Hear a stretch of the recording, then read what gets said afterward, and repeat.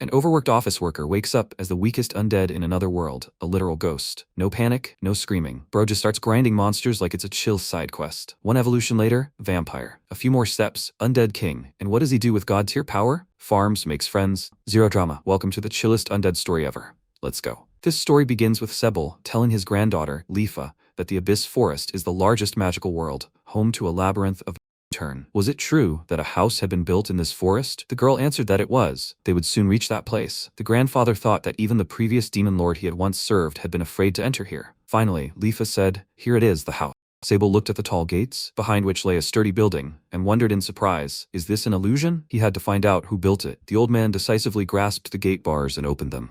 As he approached the building, Sebel noticed that he was having difficulty walking, unable to breathe, and felt a sense of pressure in the air. He turned to his granddaughter and told her that if anything went wrong, she should run away. Thus began their first meeting with the demon lord. The protagonist, Sigund, looking around in the pitch darkness, terrified, wondering where he was. In the forest? What kind of interesting forest was this? An eerie atmosphere permeated everything. He needed to find some shelter quickly. He rushed forward and suddenly saw a cave in front of him. Running inside, he noted that he needed to calm down. No one was following him, and the cave was quite deep, but he was afraid they would find him if he didn't hide. He needed to move on. Along the way, the protagonist noticed that there were no signs of anything strange here. But what was going on? It seemed like he went to bed right after work yesterday. He reached out to touch the walls, and seeing the outline of the wall through his skin, MC panicked and exclaimed, "Is he transparent? That can't be. What if he died? He can't even see his own feet." The protagonist clutched his head and said in confusion, "Did he die? How could this happen?" He couldn't remember his own name at all, let alone how he got here. Who the hell was he? At that moment, a system window appeared next to him, and a voice informed him that his name was unknown. His race was a ghost, meaning a dead soul affected by dense magic and transformed into a demon. He had a level 1 touch skill, and his name was Soul from Another World. Sigmund said in surprise, "A game screen or something like that, right?" So he learned he was a ghost from another world. So this world was different from the one he was in. The protagonist read up on what a ghost was again, and was surprised. Ghosts are demons? However, why was there no information about his identity and his status? He didn't like that he didn't even have a name, so he needed to choose one. This was his new life in another world, even if he was dead. As far as he could remember, he really liked video games and heroic stories. "I should name myself something cool, like Sigmund." MC poked at the system screen and fainted. When he came to his senses and realized what was going on, he was very surprised. What a twist. Even ghosts can faint. What if they can die again? At that moment, the system window activated, revealing that he was now a named monster of the singularity. He had overcome extinction and transformed into a monster with his own name, transcended the boundaries of existence, and was able to choose a unique evolutionary path along their evolutionary tree. MC exclaimed in surprise, "A named monster? Was he going to disappear soon?" Okay, he needed to calm down. There were monsters in this world, or demons. The presence he felt in the forest was probably their magical power. Ghosts are demons too. If they can be killed, like in the game, then being in the forest in the presence of a ghost is dangerous. Of course, he didn't want to die every time, so his only option was to go deeper into the cave. Moving forward, the protagonist asked with interest, was there magic there too? He felt its vibrations, but it wasn't as plentiful as in the forest. If he could increase his level, he'd be safer than he was now. He really wanted to believe it. Back then, he hadn't even imagined that his life would change forever. Moving further, he spotted a large rat. The protagonist decided that fighting it head-on was dangerous. He queried his status and asked for information about his skill. Level 1 touch activated only upon contact with a living creature, and it drained its life force. Sigmund thought, "I see. I need to test this." He approached the rat and touched it, invoking touch. His hand passed right through the enemy's body and the rat fell dead. MC was amazed. The skill was powerful. Suddenly, the rat's body dissolved, revealing a magic stone in its place, much to the MC's surprise. He touched it and was amazed to find something flowing into him. A system window activated, informing him that he had leveled up to a second-tier ghost and now had unlocked a new skill derived from the magic stone. His unique skill was now touch, and his skill was enhanced sense of smell. From the information he'd requested, MC learned that touch was a unique skill that allowed him to acquire skills from demon stones. In other words, in addition to defeating monsters, to level up, he also needed to collect magic stones and gain skills. He was a ghost, a demon at the very bottom of the food chain. He never knew when or where he might accidentally die, so he had to constantly defeat enemies and build up his strength. He came across another large rat gnawing on someone's skull. The protagonist destroyed it and received another magic stone, which helped him gain a new skill, resistance to diseases and poisons. At that moment, another rat attacked him from behind. Sigmund cried out in surprise. The enemy flew through him and hit the wall. It dawned on the protagonist, oh yeah, physical attacks don't work against ghosts. This is simply wonderful. MC activated touch and received another magic stone. He activated the system window, but was disappointed to realize that no new skills had appeared. It seemed he had nothing more to gain from the rats. Before he could catch his breath, a huge, terrifying caterpillar appeared before him. The protagonist thought in fear, another demon? How big it was. Then he remembered that physical attacks weren't a problem for him. He simply used touch, and that was it. When the protagonist did this, the caterpillar's magic stone granted him the skill of generating poison and resistance to poison. MC noted that it seemed poison didn't matter to him anymore. His next opponent was a huge spider. By defeating it, the protagonist gained the skill omnivorous. He said that he was fairly harmless now, but he needed to level up. Sigmund moved on and saw several underground passages. He groaned sadly. The paths here were so convoluted that he was getting lost. In role-playing games, such places are called labyrinths. Suddenly, he came across a staircase leading downwards. The protagonist, surprised, said, maybe it really is a labyrinth. If so, he should check his status before moving on. He was now level 10 and could evolve. His touch skill had reached level 2. He also had access to enhanced smell, poison generation, disease and poison resistance, simple resistance, and omnivorousness. His unique skill was touch. The name was a soul from another world, a unique species of the named monster. His surprise knew no bounds. He was level 10, and he could evolve. He queried the evolution options, and the system gave him a zombie racial skill with a rotting body and resistance to pain, a high-ranking ghost racial skill with a deadly spirit, and a demon racial skill with the winter method. There was also another option, a skeletal demon with a bony body, capable of learning martial arts, and a racial skill with bone regeneration. After some thought, the protagonist chose one of the options. The system warned him that evolution had begun. His ghostly body glowed with a bright light. He had evolved into a high-ranking ghost. After examining himself, the protagonist concluded that he was no different from his former self, but his characteristics were already different. He now belonged to the high-ranking ghost race, possessed a second-level touch skill, second-level dark magic,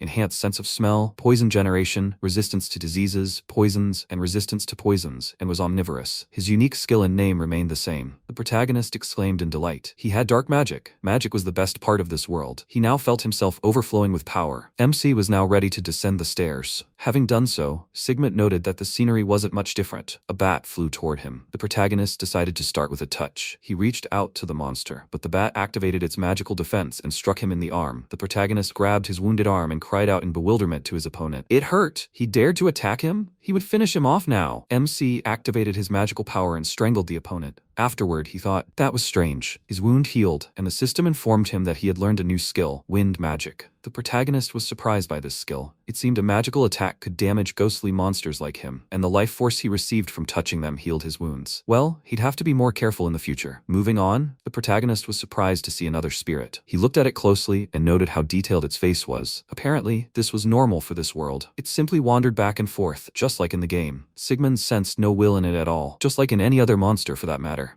MC activated wind magic and summoned a wind cutter against his opponent. The demon was instantly defeated, dissolving and dropping a magic stone. The protagonist was very surprised.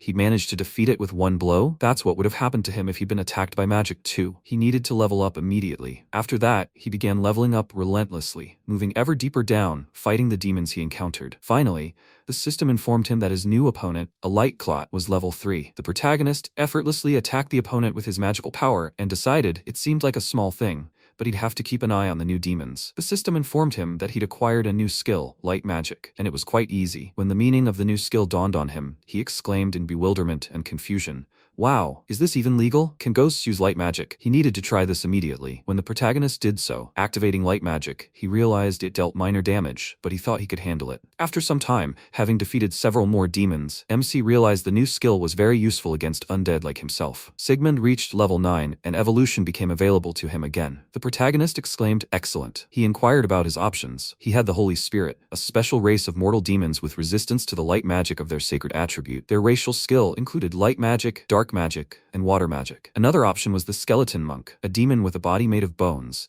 It could learn martial arts, and its racial skill included bone regeneration, bone strengthening, and light resistance. A light zombie was also available, possessing a rotting body. Its racial skill included regeneration, pain resistance, and light resistance. The protagonist mused, wondering if something had changed in his evolutionary path since his last evolution. Or did everything change slightly depending on the skills learned? Thanks to the light magic he had learned, he seemed to have gained light resistance. After some consideration, Sigmund chose the skeleton monk. After the transformation, the protagonist exclaimed in surprise. He had a body, albeit a skeletal one. He could stand on the ground. He wanted to check his status. He was pleased with the stats. It was already quite a long list. He said, martial arts skills acquired from the goblins. With a skeleton body, he could continue to level up. Now a level 1 skeleton monk, he had access to the following skills. Level 1 Sword Mastery, Level 1 Dagger Mastery, Body Mastery, Stick and Shield Mastery, Level 1 Archery, and Level 3 Touch. This list also included Level 3 Dark and Wind Magic, Level 4 Light Magic, Enhanced Sense of Smell, Enhanced Hearing and Physical Strength, strengthened bones, and increased vitality. In addition, he had poison creation, bone regeneration, disease and poison resistance, poison and light resistance, physical resilience, omnivorousness, and night vision. His unique skill was touch. The name remained the same. After some time, after several battles with various demons, the protagonist thought his leveling up seemed to be going much faster. He was having fun. Come to think of it, he used to enjoy games where you had to constantly level up. He then realized he was already past level 100. Perhaps he'd gotten too carried away. His appearance had changed dramatically. Having acquired a physical body, the protagonist realized there was simply no limit to leveling up. He now belonged to the Lord of Erebeloth, level 1 race. His name had also changed. He was now a man who had embarked on the path of evolution, having overcome everything. Thanks to this, all level and status restrictions were lifted. He said, "The only thing left to do in this dungeon is to go through such an ornate door." Before his eyes was a beautifully decorated door with an intricate pattern. Moreover, the protagonist felt hungry. When MC opened the door, he was greeted by the dungeon boss, a black dragon. Sigmund exclaimed, "Powerful!" Without hesitation, he rushed toward the demon, preparing to attack it head-on. The dragon unleashed its black, deadly flames. MC cried out from the impact, thinking, "This is the dragon's power. It can even pierce his own defenses." But he has the skill, super speed regeneration. Activating this skill, Sigmund slashed his weapon at the dragon's leg and immediately realized he was in for a rough ride. If he didn't take the fight seriously, he might die. The enemy took a deep breath and unleashed his deadly flames again. The protagonist, using high-speed flight and gravity magic, soared upward, evading the demon's attack and struck him in the torso from above. The dragon roared, and the protagonist exclaimed joyfully, "It worked." But at that moment, the enemy belched its flames again, which MC couldn't dodge. He fell, only to see the demon's enormous paw raised above him. He simply didn't have time to react, and the dragon's limb crushed him to the floor. The enemy, thinking that he had finished with him, removed his paw and was about to leave. The protagonist, using regeneration, called out to him, and in a disgruntled tone told the dragon that he had ruined all his clothes. His attire was indeed simply torn to shreds. MC accelerated, rushed at the enemy at the speed of sound, and sank his teeth into his neck, activating his blood-draining skill. As he did so, the protagonist wiped his mouth and said, "Lord Erebelot is the final evolution of Erebelot, a type of vampire.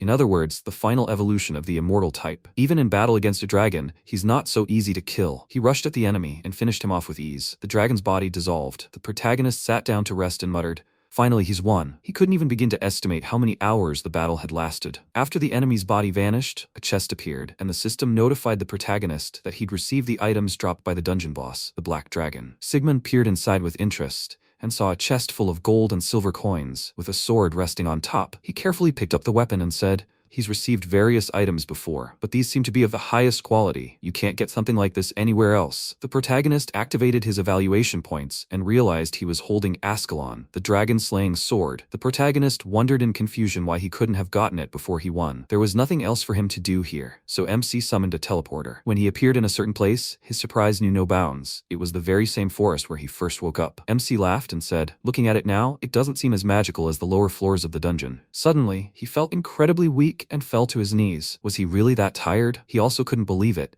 He'd been hiding in the dungeon ever since he'd arrived in another world. How many years had he wasted? He rose to his feet and exclaimed excitedly, "No! It had all been worth it." He'd evolved, and now he had a body. The protagonist looked at the dungeon entrance and thought it would be a good idea to seal it off. At that moment, he received a notification from the system that he'd received a new designation. The protagonist activated his status and carefully reviewed it. He was now a lord. His skills included 10th level swordsmanship and dark magic, daggercraft, stickcraft, archery, touch, earth, lightning, and water magic, 8th level enhancement magic, shieldcraft, wind magic, light magic, and 9th level fire magic. He also had bodycraft, 7th level spacetime magic, throwing, luck magic, and 4th level alchemy. He also had access to smell, hearing enhancement, physical strength enhancement, bone strengthening, vitality enhancement, poison creation, bone regeneration, disease and poison resistance, light resistance, physical resilience, and omnivorousness. Additionally, he had night vision, intuition, cruelty, durability, intimidation, stealth movement, leap, accumulation, high-speed flight, vampire bite, atomization, alteration, poison claw, and dragon spore roar. He was also granted the unique skill of touch. The name had also changed. Now he was a soul from another world, a unique species of the name transformed monster, embarking on the path of evolution and the conqueror of the Abyssal Labyrinth. Sigmund exclaimed in surprise, "Wow, the Abyssal Labyrinth, that was the name of the dungeon. So what should he do now?" Contemplating his situation, he remembered there were many monsters weaker than him in the forest. It was best not to disturb them. Therefore, the protagonist used the skill of stealth. Wandering through the forest, he considered leaving it for now. Although, no need, he was a vampire. If he encountered a human, he would most likely be defeated. He had fought in the dungeon for too long. He needed to rest. Perhaps he should settle in the forest? He was a demon who had originally appeared in this forest, so he could handle it. His home was his fortress, right? Since that's the case, it's time to explore the surroundings. Forgetting about rest, the protagonist activated the acceleration and set off to explore. Taking to the air, he looked around. MC exclaimed in delight.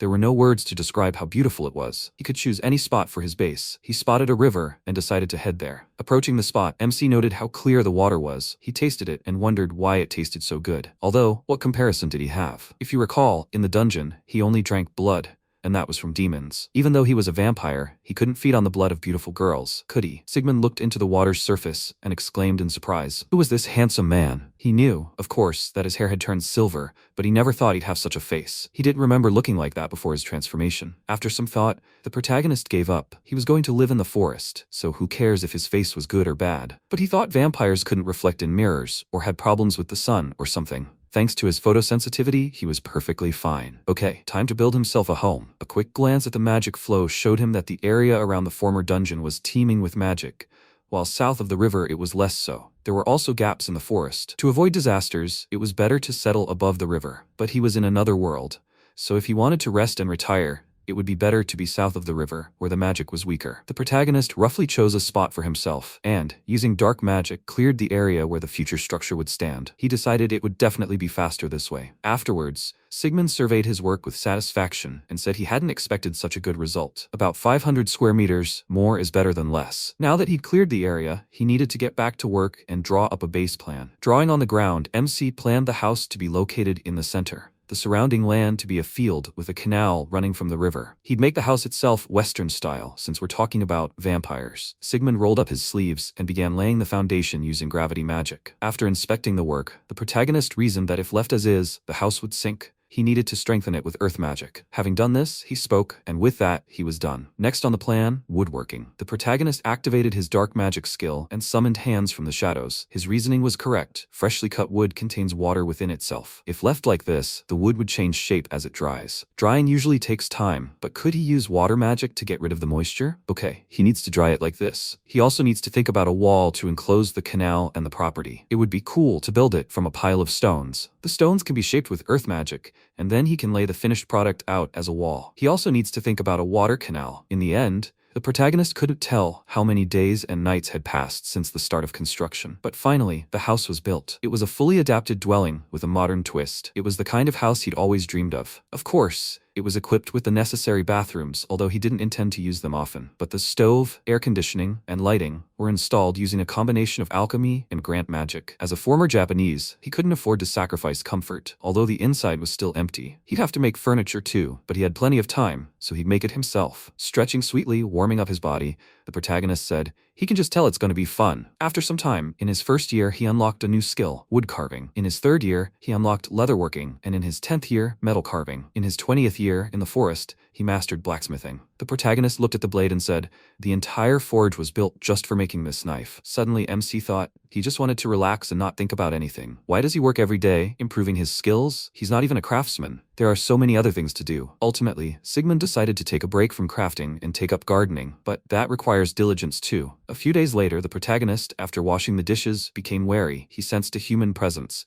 but no hostility was detected. He heard a male voice from the yard, saying that if the owners were here, he would apologize to them for wandering in without permission. The protagonist opened the door and asked who was there. A surprised Sebel and Leafa stood before them. The girl suddenly began to lose consciousness, and MC cried out in fear, "Is she okay?" The old man sank to the ground after her. Sigmund realized his magic was leaking. Were they really that sensitive to it? He was terribly sorry that this had happened. He picked up the uninvited guests and carried them to the guest room. Looking at the girl, he realized he couldn't touch her with his hands, so he had to activate light magic and invoke purification. After laying the guests down on the bed, the protagonist went downstairs, brewed tea from the leaves he found in the forest, and slowly savored the wonderful taste of the drink. After a while, Sebel appeared in his field of vision. The protagonist sympathetically asked him if he was okay. The old man apologized for the inconvenience. Sigmund retorted, "No problem," and offered his guest some tea. Sebel didn't refuse his offer and sat down next to MC. After sampling the drink, the man praised its wonderful aroma and taste. The protagonist replied that it was nice to hear such flattering praise. Sebel asked him if he was alone. The man told him his name and added that he lived on the northern edge of the abyss. The protagonist noted, so they were neighbors. He responded by telling the old man his name and saying that he had taken it upon himself to clear the land and build a house here. Was there anything wrong with that? Sebel replied that no, the forest didn't belong to anyone, so no one would complain. He looked closely at Sigmund and asked him point blank, "He's a vampire, right?" The protagonist didn't deny it. Yes, he was a vampire of sorts.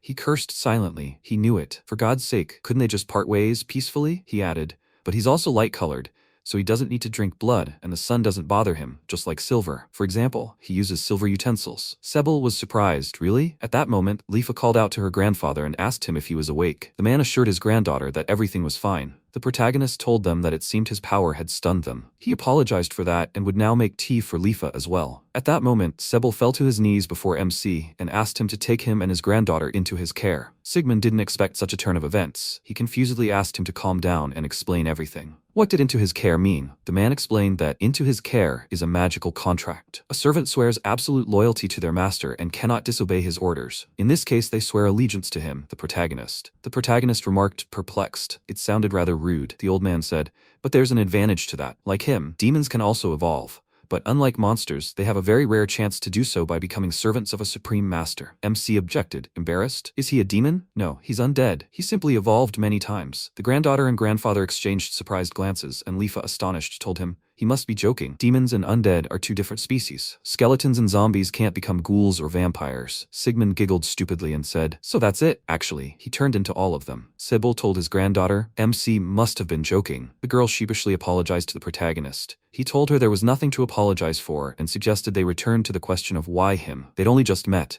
and the world was full of vampires, weren't they? The old man retorted, he's a high-ranking vampire, right? The protagonist confirmed that he was. Sebel continued, there were a few lower-ranking vampires in their demon kingdom, but a lord was rare. Even in a demon's long lifespan, vampire lords were the highest of the high, so it was obvious why they ignored them.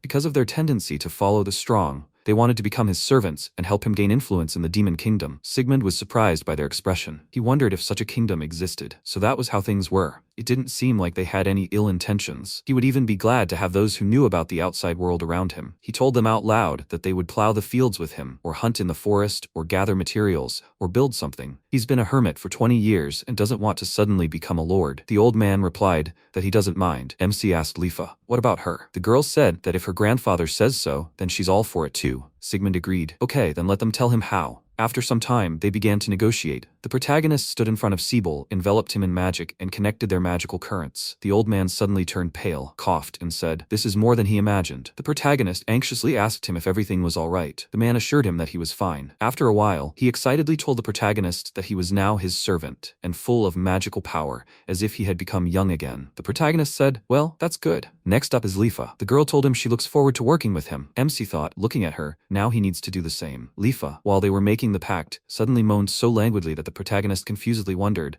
why is she doing this? Make her stop. This is too exciting. Finally, they finished. The girl looked at her hands in amazement and said, it feels like this body isn't hers. Sigmund muttered, well, that's great. Sebel told his granddaughter that he was right after all. She replied, yes, that's true. Now she can definitely defeat her father. Grandfather said, not just defeat him, but also return everything he took. The protagonist wondered, what are they even talking about? Sebel called out to the protagonist, bowed respectfully, and said that he, a demon from the Arcane clan, would henceforth serve as his butler. Leafa also swore an oath of allegiance to MC, adding that she would serve him as a servant. The protagonist responded with confusion, pleased to meet them. He never would have thought he'd have a butler and a maid. Was he starting a new life with demons as his servants? After a while, Sebel asked his master in surprise, isn't that a crawler devil thread moth? The protagonist answered him, yes, that's right. He wanted to process them into thread using alchemy. He seemed to have met this devil on level 30. The butler was surprised. He even uses alchemy? So this backpack isn't quite ordinary? The protagonist replied, yes, it is magical. When he created it, he imbued it with space-time magic and luck magic, and now it can store anything. However, he can use dark magic with the Shadow Vault, so that's impractical. Sebel noted with bewilderment.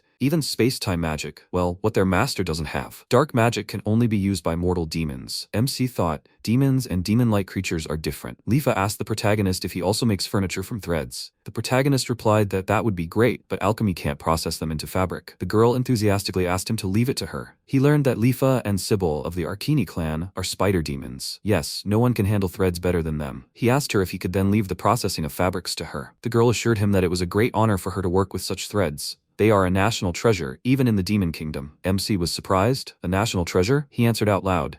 Leafa. He still has plenty of them. The materials in the forest are usually of good quality. So even without fabric, you can still live here, right? Leafa told him. It's very cozy here. Especially the bathrooms. It's simply amazing. She would like to live here for the rest of her life. The protagonist laughed and told her he was very pleased to hear that, but she was young and beautiful. She wanted to become independent or get married, didn't she? Sebel and his granddaughter stared at him in confusion. The protagonist, embarrassed, hastened to reassure them, lest they think anything bad. The old man told him that he and his granddaughter were now living with him and would serve him for the rest of their lives. Leafa was now his servant and concubine. The MC was confused. Why was he talking about his granddaughter like that? He was joking, right? This is called harassment. Did he understand that? Sebel, confused, told him, as their master would say. The protagonist countered, no, that's not it. He has skills like enhanced energy, so such jokes are forbidden. The old man assured him that he understood everything. He added, sincerely, that he wanted to serve him for the rest of his life. His abilities had increased since becoming his master's servant. The only concern was his lifespan. Leafa added that compared to his immortality, their kind was like a candle. The protagonist thought, I see. So he'd have to say goodbye to those he'd become friends with. He said, lifespan is a bit sad, but there's still hope. It's evolution. Sebel told him they were no longer just Arcani and were directly dependent on his condition. If they evolved, while they wouldn't become immortal, they could acquire skills related to longevity. Leafa noted with a smile that if they succeeded, they would be together forever. The protagonist had much to think about. After some time, he told them that if they wanted to evolve, they needed to level up. The middle part of the forest was a good place for high-level demons. The old man objected to his master, saying, this is the forest of the abyss. Even the previous overlord, the most skilled warrior in the kingdom, encountered powerful demons as soon as he entered the forest from the north and retreated. The protagonist looked at him in bewilderment, then laughed, saying, what a joke. The demons in the center of the forest were below the 40th floor of the labyrinth. Why would he retreat? Sebel looked at him in amazement and asked, he knows about the dungeon here. He even said he'd been there. Sigund pointed out that if he was referring to the abyssal dungeon, he'd already conquered it, so he wasn't there now. Sebel's mind seemed to be spinning with bewilderment and amazement. The protagonist continued, well, if they're so worried, he can make equipment for them. Leafa asked him, confused, is he serious? He answered,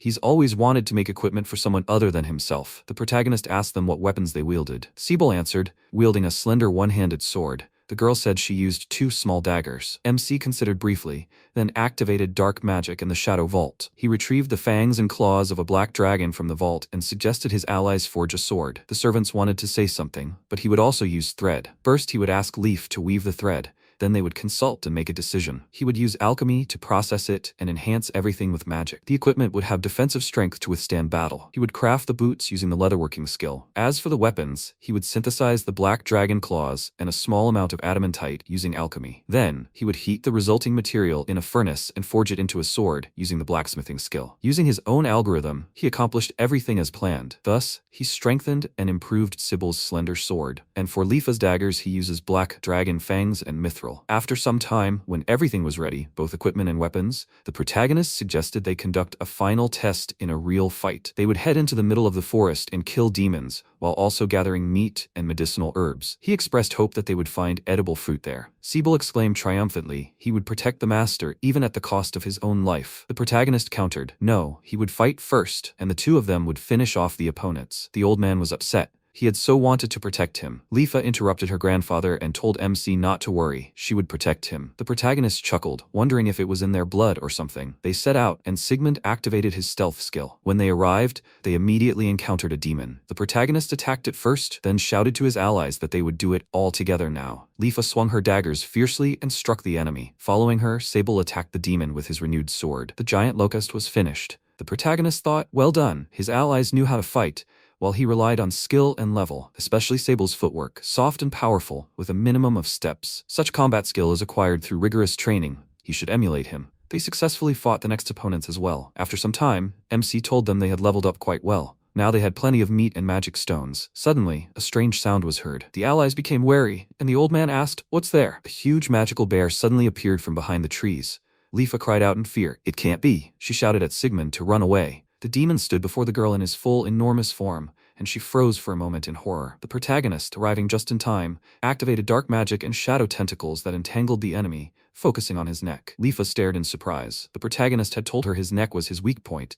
Sebel shouted, "They need to attack him," and he charged first, cutting off the enemy's head. Suddenly, the old man glowed with a bright light, and spider legs appeared in place of his legs. The system voice announced that he had attained the highest form of Arcane Servant. Sebel exclaimed in surprise, "He's evolved!" It seemed he had already surpassed the level cap. Leafa rejoiced for her grandfather. The man continued, considering his appearance, most likely his devotion to his master and his desire to be a butler had merged. The protagonist thought, "I see." It made my heart sad somehow. The butler returned to his original form and said he'd gained the skill of longevity from serving as a servant to his master, Sigmund. Level 100 is the upper limit for most demon lords.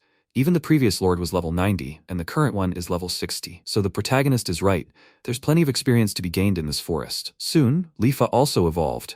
The system reported that she had attained the highest form of Mistress Arcania. The girl joyfully turned to the protagonist and exclaimed, "She did it too." MC replied, "That's very good," but he was confused by the word mistress. "What do you mean, wife? What's going on in his head?" Sebel told his allies that since they'd evolved so quickly, they should return home. It seemed the equipment their master had given them was in good condition. The protagonist replied, "Well, the increase in ability level from evolution should be enough for a leisurely stroll around the house. By the way, is the demon kingdom close to here?" Sebel said yes. It could be reached in 4 days. 3 days from here, there was another town belonging to the human kingdom. The protagonist said 3 days to the town, then they could go shopping. They probably sold spices and other things there. The only problem was payment. The old man noted that he checked his assets, and they were equivalent to a high-ranking nobleman in the demon kingdom. MC was surprised, so the money wouldn't run out for a while, right? Then he'd like to buy things without worrying about funds. For that, he needed them to be able to walk through the forest on their own. Leafa exclaimed, "Let him entrust this to her. She'll do everything in her power." The allies returned home. Late that night, as he went to bed, the protagonist thought,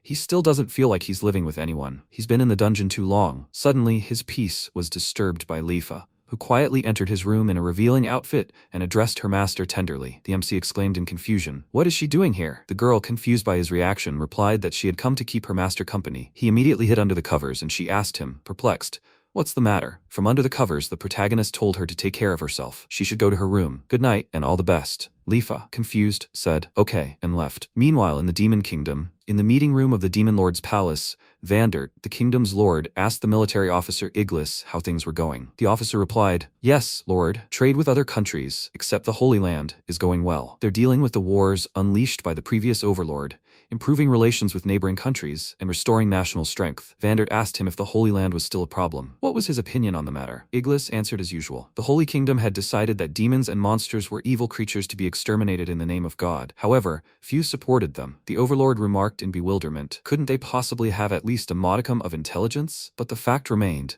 The last overlord had unleashed a war against everyone. Abaddon, a civil servant of the kingdom, remarked that they could greatly benefit from the assistance of Lord Sebel. The overlord inquired of him, a former vassal of the last demon lord. "He's retired now, correct? He's certainly a man of intelligence and character." And he was very grateful to the civil servant for his advice. Abaddon turned to him and added that they had signed armistice treaties with other countries and were finally able to advance. The next day, the protagonist, wiping sweat from his brow, declared, "A wonderful day. He'd never get tired, so he could work all day." Sebel and Leafa had gone into town for food, while he worked in the fields. He could afford it after all. Hadn't he spread his horizons too thin? Opportunities abounded, allowing him to grow his own wheat, grapes, or anything else that could be used to make alcohol. He'd learned that the only alcoholic beverages in the world were cheap ale and hard-to-find elite wines. If they wanted good, affordable alcohol, they'd be better off making it themselves. But it was hard to manage alone. A monster like him also had trouble hiring people. He remembered reading something about automatons in Sebel's book. He'd have to look that up later.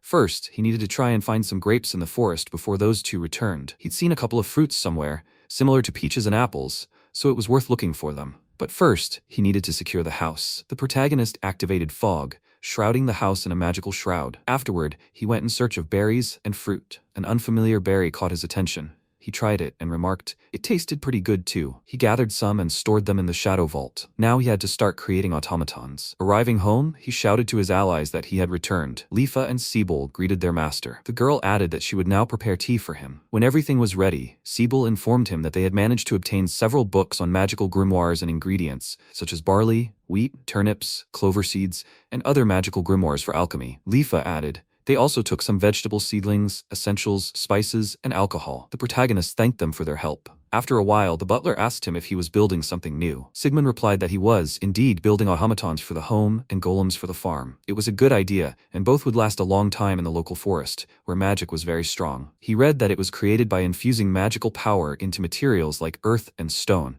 using the earth magic command to create a golem. The resulting golem core acts like a heart, and when destroyed, it returns to its original form. The protagonist mused that golems in dungeons could function constantly because they drew magical power from the dungeon itself, but they only lasted for the amount of magical power they were initially given. Well, trial and error might be worth trying. He suggested that his allies create their own alcohol. So, while crafting sake brewing tools, he simultaneously began making a golem. The protagonist told Sebel he wanted to use wood for an agricultural golem. What kind of wood did he think would be best? The old man replied that the deeper the magic, the stronger the wood. The deepest magic was in the forest, where the abyssal dungeon used to be. The protagonist exclaimed, so they must use wood from that place. Sebel noted that only he alone could easily get there. After some time, Sigmund appeared with enormous logs and said he had collected them all in one go. Beginning to work on the wood, MC decided on spherical joints, approximately 2 meters high. Given diligent work, magic stones are crafted and objects are inserted into them, each with its own function. The golem must sense magic, sound, and heat, and it must also contain a magic battery. A few hours later, examining the created golem, he exclaimed, "It looks good. Well, the test can begin." The protagonist activated the golem creation skill. Kuganochi activated and rose from his knees. The protagonist used his appraisal glasses and saw its stats. Kuganochi was a level 0 wooden golem, with skills including level 1 body development,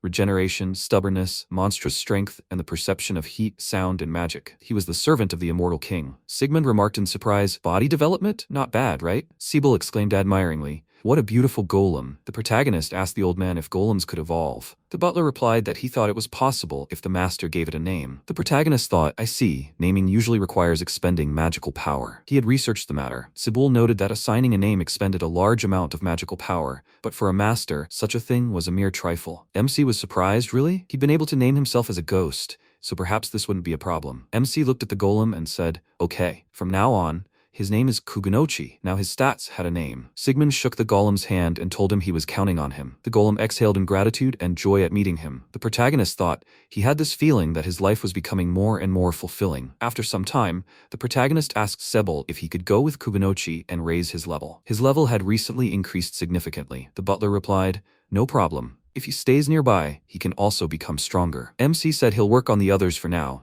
He'd already decided that his next automaton would be designed to do housework and clean the inside of the mansion. However, the inside of the house is kept clean magically, so their primary task is to assist Leafa. So he'll make them so they'll feel out of place around her. Then the servants' structure should be closer to human, to match Leafa's. He activated the magical steel and spoke. He himself had previously been a skeleton, so he was confident in the bone structure. The protagonist took a demon bone, its tendons, and decided to try making muscles as well. He wondered if he could process them with alchemy. After making the head and face, the protagonist hesitated. It didn't look quite right. Perhaps he could make the mouth move. Meanwhile, in the demon kingdom, Vandert asked Abaddon in confusion, Lord Sebel has disappeared? The official answered, yes. He sent his men to the shelter, but there was no one there. The Lord remarked with surprise, something wrong? Iglis said the northern outer ring, while relatively safe, was located on the edge of the abyss. Searching there is difficult. Vandert said that all demon tribes are drawn to power, but Sebel had always been rational. He was one of those to whom even the former lord, the most powerful among them, could turn for advice. Subjugation to power is one of the demon's problems. But even without it, Sebel had taken good care of him, as instructed by his father. Is there any way to find out what's wrong with him? If everything is all right? At that moment, Abaddon's assistant ran into the hall, apologizing for interrupting their meeting. The official asked him what had happened. The assistant told him they had received a message that the Lord had been seen in the city. Sometime later, when the butler and the golem returned home, the protagonist said that it seemed he had successfully raised his level. Well then, they would continue evolving. Sigmund thought that a golem was a creature that followed orders, so it couldn't evolve without its master's command. I wonder if it was because of his influence that it had a certain charm? Kuganochi raised his hands and shouted, come on! The protagonist queried his status. He was now a tall, level 1 wood golem. His skills included level 4 enhancement magic, level 2 plant magic, physical resistance, fire resistance, regeneration, durability, and monstrous strength. MC exclaimed, fire resistance. Good work. He thanked Leafa and her grandfather for their help. The girl replied that they had done what they were supposed to, and it was useful for them too. She asked him how the work on the automatons was going. The protagonist said, not very smoothly. He would like to know her opinion, since they would be working with her. He was thinking of making a maid. What kind of girl would she like to have at her side? Leafa said she wants a beautiful girl. The protagonist stared at her in surprise. The girl corrected herself. Since she is a doll, she should look like a cute girl. MC remarked. Okay, then let her help him with the design. The girl happily agreed to help him. After a short while, they began discussing it. MC told Leafa he wanted to make the doll's skin and hair in case it evolved. The girl replied that she would make the hair. Sigmund then said, then they need to decide on a material for the skin. If they want a natural texture, how about synthesizing a skin membrane as a base? Leafa agreed. Not a bad idea. The protagonist continued. He needs something durable and high quality, so he'll use a black dragon wing membrane. The girl said, as the master says. Then, it would be better to use materials from a reptilian demon. The protagonist agreed with her. The closer the materials, the better they would combine during synthesis. He was amazed at her level of knowledge. Leafa smiled sheepishly and said, no, she's just trying to help. MC thought with a smile that she was very cute. He applied the gloss of lizard skin and snake skin, activated his alchemy skill, and set to work. He created black and white leather. He was surprised to note that the black one seemed to have the stealth skill, while the white one had regeneration. He still couldn't decide which one was best. Sebel asked him why he didn't make two maids. The protagonist exclaimed, exactly. There was no need to limit himself if he had the materials and time. The butler agreed. Yes, considering the size of the house, it sounded like a good solution. And while the craftsman worked on them, the golem's level was steadily increasing. MC thanked the old man again and added, but actually, there's something strange about Kugunochi. After a while, the golem began repeating its favorite word more often. Sigmund asked it in confusion. What's wrong? What's wrong? Has it already reached a new level of evolution? The golem tried to communicate with gestures. The protagonist didn't understand. Does it want something? Kugunochi made a sound of agreement. The protagonist activated the Shadow Vault skill and muttered, let's see. He took out a magic stone and asked the golem, does it want this? The golem held out its hands. It was a mithril ingot. When Kugunochi used it, the system reported that he was now a level 1 high-class golem. The protagonist noticed it was no longer wooden, but there was something else. The butler told him the golem simply wanted to be useful. Sigmund noted with admiration how it grew smarter with each level. Leafa said, it looks like the golem can move around the mansion on its own. She should also become stronger. Is this a demonic instinct? After this, MC devoted himself to creating automatons for a while. He worked tirelessly. He used red gems for the eyes and asked Leafa to sew outfits for the maids. After some time, the protagonist exclaimed, now everything is ready. The allies faced identical dolls, differing only in skin color and clothing. The protagonist activated them, and the dolls came to life. The protagonist named the dark-skinned golem Blank, and the white-skinned one Noir. The dolls repeated their names and said they were pleased to meet their master. The MC asked for their stats. Noir and Blanc were of the living doll race. They possessed the skills of level 2 cooking, level 2 housework,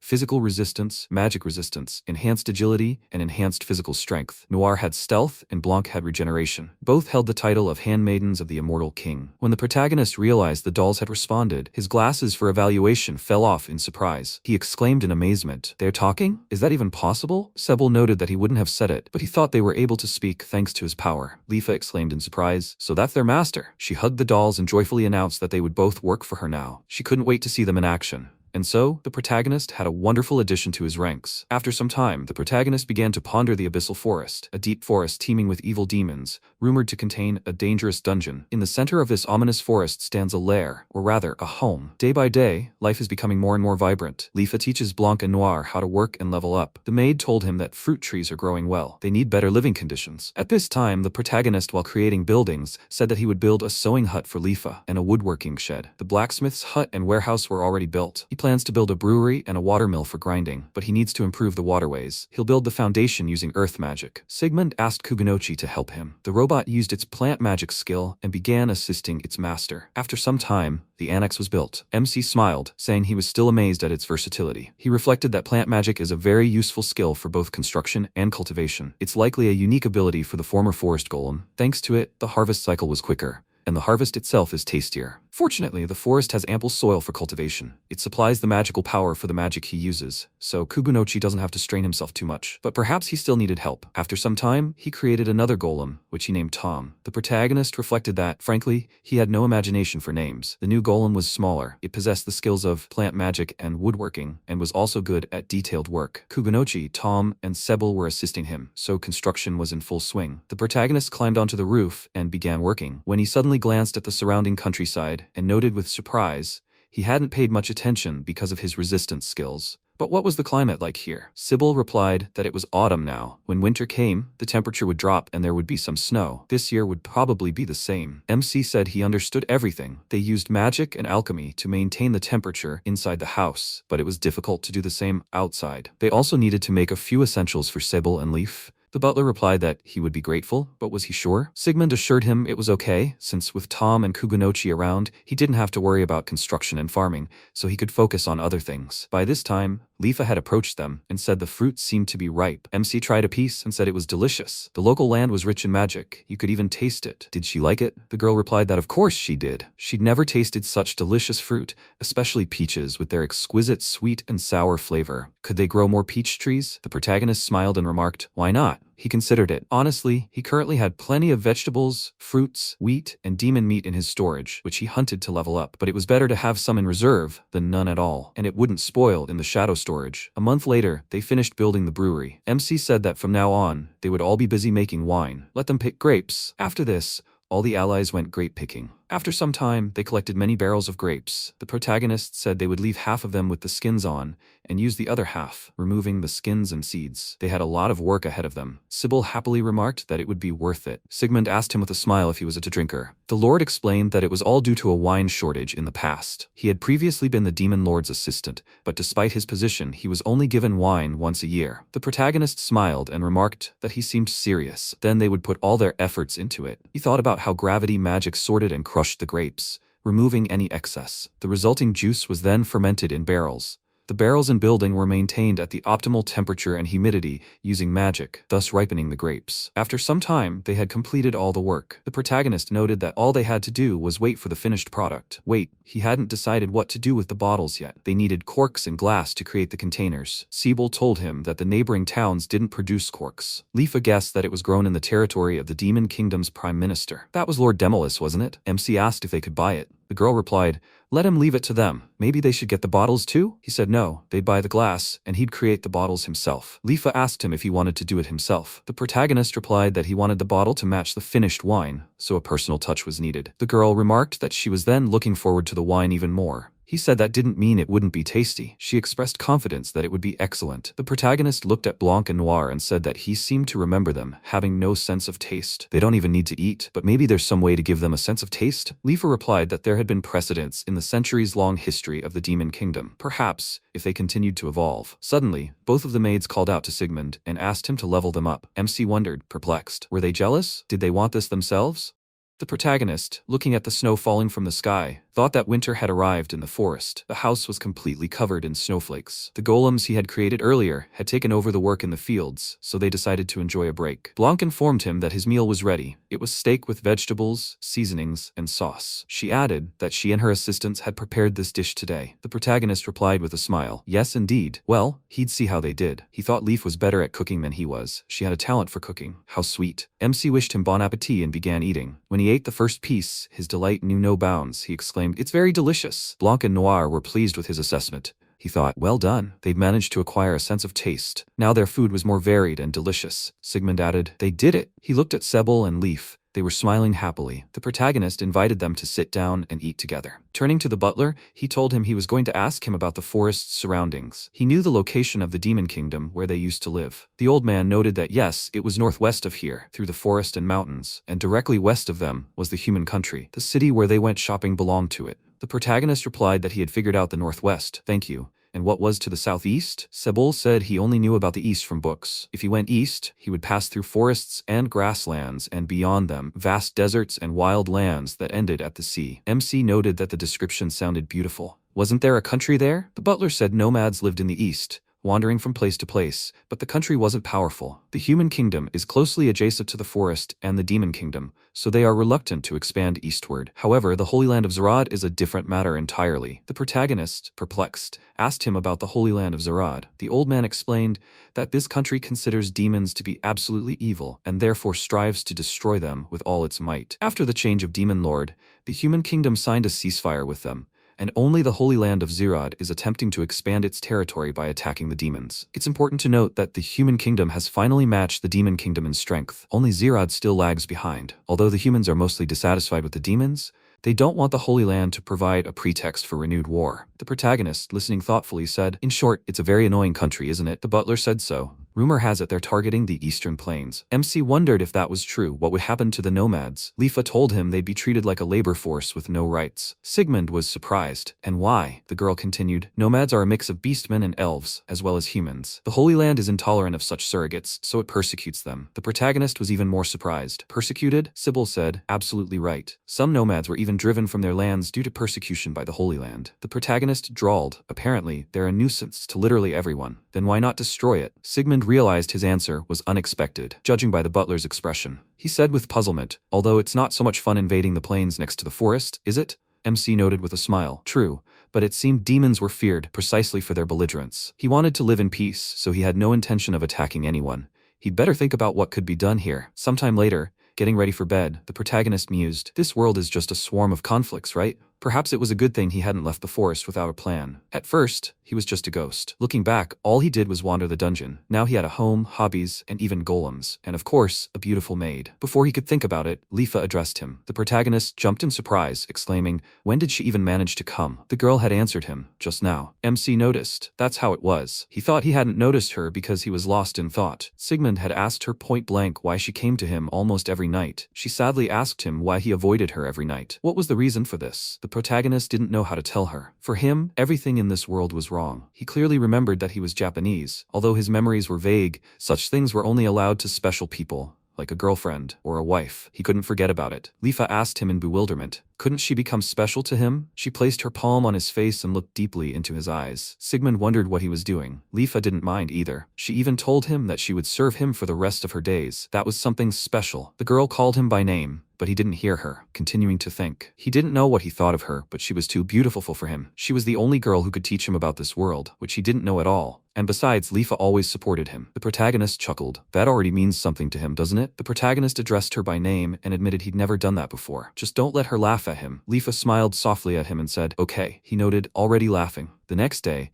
MC decided to check the harvest. Looking at the olives, he happily said, they're growing well, even in winter. Sigmund praised the golems for their excellent work. He thought that when the golems took over the farm, he had more free time. He began spending it growing olives for oil and took up pottery. The protagonist told himself that thanks to the clean river, they had no problems with water, and the forest had an abundance of meat, and the vegetable growing was going well too. After all, he wanted to become self-sufficient. He didn't want to return to life in the dungeon and drink demon blood like in the good old days. Then the protagonist began making pottery. He mixed clay found in the mountains with the baked bones of demons and used his earth magic skill. If he fired it with fire magic, it would become bone china. He also made silverware from minerals mined in the mine, as well as wooden utensils. Perhaps because the earth is rich in magical power, the veins in the forests contain not only iron, copper, gold, and silver. Rare ores like mithril and adamantite can be found here. Unlike mineral deposits on the ground, they are more like in-game item drops. The protagonist was so engrossed in his work that he didn't notice how time had passed, and Leafa came to invite him to dinner. The protagonist told her he was on his way. He thought Leafa was helping him relax just by looking at her. Sebel remarked, turning to him,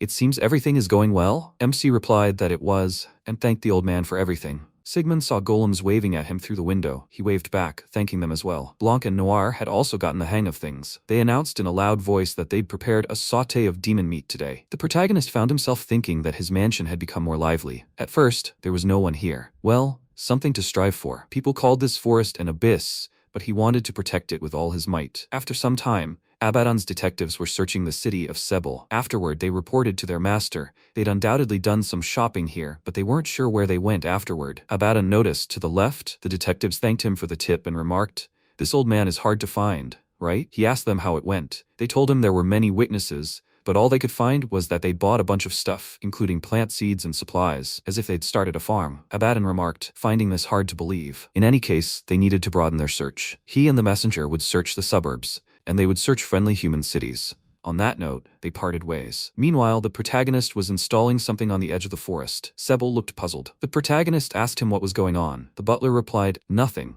But what was the device he was installing? MC, smiling, informed him it was an alarm. If the Holy Land's troops invaded their territory, the device would alert them. The old man agreed. Yes, they needed forces for defense. Sigmund said, stretching his body. That's true. Golems are busy with agriculture. Suddenly an idea occurred to him. He exclaimed, yes, there was someone in the forest who could help them. Meanwhile, the great tyrant, the six-legged bear Asura, was busy in the forest, uprooting trees with his fangs. When the protagonist approached him, Azra stood up, raised his forepaws, and roared. The protagonist drew his magic sword from its sheath and pointed it at Azra. He immediately fell silent and fell to the ground. MC smiled and said, "That's great." He approached him and asked if he would live with him. The bear stood up, called him Azra, and said he would like him to patrol the border between the Western countries and the steppes. MC showed him the borders, and the bear carefully memorized the information. The protagonist said that first, he needed to raise his level so he could confront the fighters of the Holy Land. At that moment, a monster appeared, which Azra destroyed in a split second. The delighted protagonist continued, saying that afterward, he would teach him not to harm civilians. The bear's next opponent was a large boar. Azra defeated him in no time, receiving the enemy's magical core. Sigmund asked his new ally what was going on.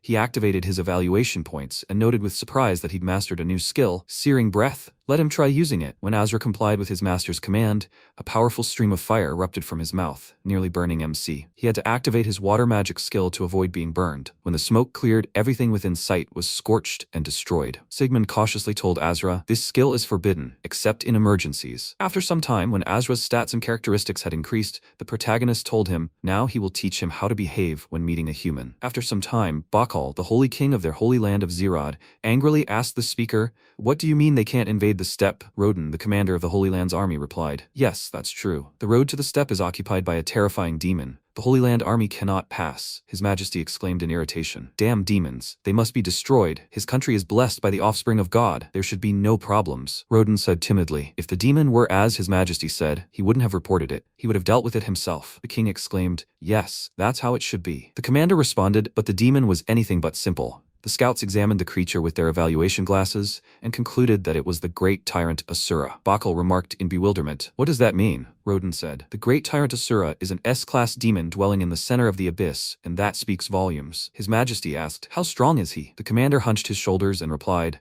"They must be prepared for their entire Holy Land army to be destroyed." The king, finally grasping the gravity of the problem, said in amazement, "Is it impossible? So many." Rodin added, he'd heard that even Lord Baal, whom he knew well, was afraid of him. Baal drawled, perplexed. He still couldn't believe the demon lord was dead. After that, he began hurling vile curses at Azur for interfering with the will of a god. The commander lowered his head, avoiding His Majesty's gaze. When Rodin left the throne room, Valka asked him sympathetically, "Is he sighing again? How had everything gone? Had the king given the go-ahead for preparations?" The commander replied that he hadn't asked that. The holy king should be revered, but his attitude toward war left much to be desired. Valka whispered in his ear, "Yes, it would be impolite to ask the holy king. In any case, they wouldn't stand if they did nothing." Rodin said that perhaps it would be best to deal with them once and for all. Meanwhile, the protagonist continued training Azra. The protagonist told Leafa that he was doing a good job. The troops, resembling scouts from the Holy Land, retreated upon seeing him. As long as they didn't attack, they would remain silent. The girl answered that she could understand that he didn't want to start a conflict, but wouldn't it be better, just in case, to strengthen the house's defenses? MC said that they really didn't know what the Holy Land would do. Maybe build a guard golem? He'd seen one in the dungeon. Leafa remarked that it was a good idea. Sigmund said that he would then look for materials, and she should continue teaching Blanc and Noir how to sew. The girl answered him with a smile. Yes, they were quick learners. So soon she would be out of work. Noir and Blanc said that Master Sigmund was their master. He should rest more. The protagonist muttered, feeling a little guilty, like some kind of rich guy. He said goodbye to Leafa and went to get materials. Finding suitable stones from the former abyssal dungeon,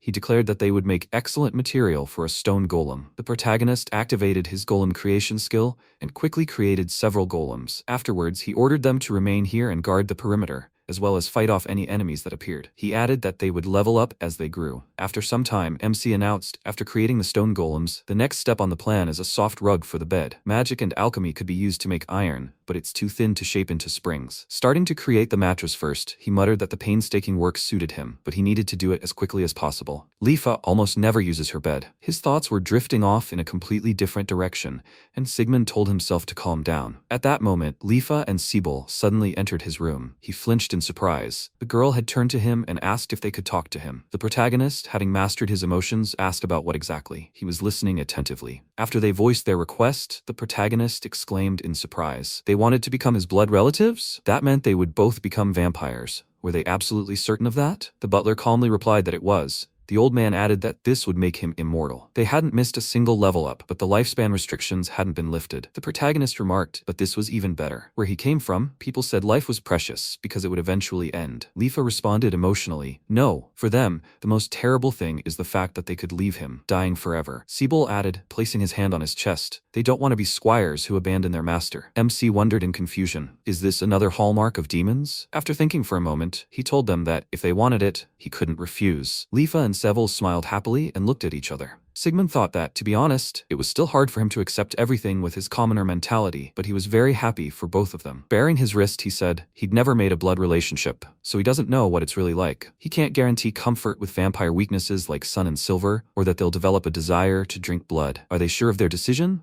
A dark aura began to emanate from him. Leafa and Sebel resolutely declared, they're ready. The protagonist said then, they begin. The protagonist cut his hand and poured his blood into the mouths of the butler and his granddaughter. Leafa closed her eyes and froze for a moment. When she looked at her hands, MC asked her eagerly, how are you? She remained silent. He became alarmed and said, yes, it's daytime. Is she sick or uncomfortable? Perhaps it would be better at night. The girl laughed and assured him she was fine. After some time, he concluded that Leafa and Sebel were as resistant to vampire weaknesses as he was. However, their characteristics were still weaker. They didn't regenerate as quickly and they weren't immortal. The butler noted, however, that his lifespan was extended and he didn't want to drink blood. So in his mind, everything was fine. The protagonist, continuing to craft the bed, answered, but he definitely didn't want any more blood relatives. Sometime later, the head of the Vulk family was cautiously making his way through the forest with his family, his wife, and 2 daughters. Suddenly, a huge worm pounced on them from behind the bushes. Vulk shielded Leonora and his daughters with his body and told them to leave quickly. His wife was about to object, but he looked at her in a way that suggested she was about to do as he said. Suddenly, the woman exclaimed in surprise, there are 2 of them? Vulk froze,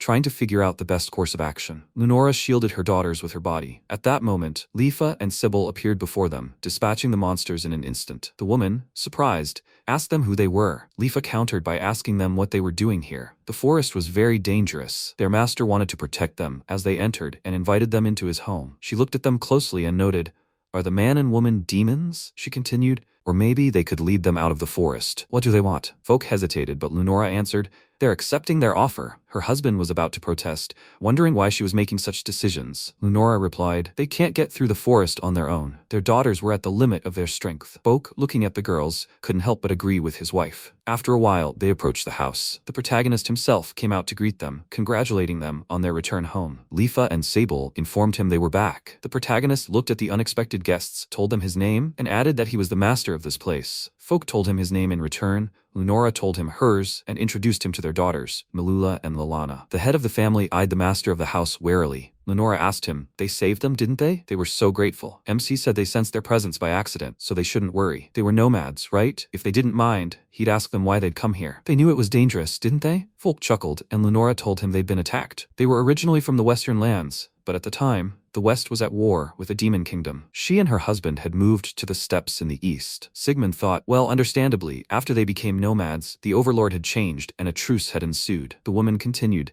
after moving, they had more livestock. She had 2 children, and they lived a simple but peaceful life. And then suddenly they were attacked by another group of nomads, perhaps bandits or thugs. The butler noted that they were people fleeing war and persecution, so their motives would be varied. Leonora added that they had nowhere to run. All they could do was enter the abyssal forest. The protagonist was sorry to hear that. It was good that he found out about everything. He thanked them for telling him their story. At that moment, the girls told their mother they were hungry. The woman became embarrassed and, scolding her daughters, apologized to MC. Sebel, with his characteristic tact, pretended not to notice, and Sigmund offered them dinner. When the servants set the table, the girls gazed delightedly at the baked chicken. After tasting the dish, they exclaimed in admiration, "It's so delicious." Their mother reproachfully told them to behave themselves. The protagonist reassured Leonora, saying everything was fine, let her give them a break. Blanc and Noir were only too happy that they were enjoying themselves. Sebel brought the children juice. The protagonist told Leonora and Vulk that they grew their own food, so there was plenty of food. They could stay here until they were stronger and felt comfortable. Then they could discuss their next steps. If they were heading to the Western lands, he could take them halfway there or to the Demon Kingdom. Leonora, embarrassed by his kindness and generosity, thanked him. The butler escorted the family to their room. When Sebel returned, the protagonist said,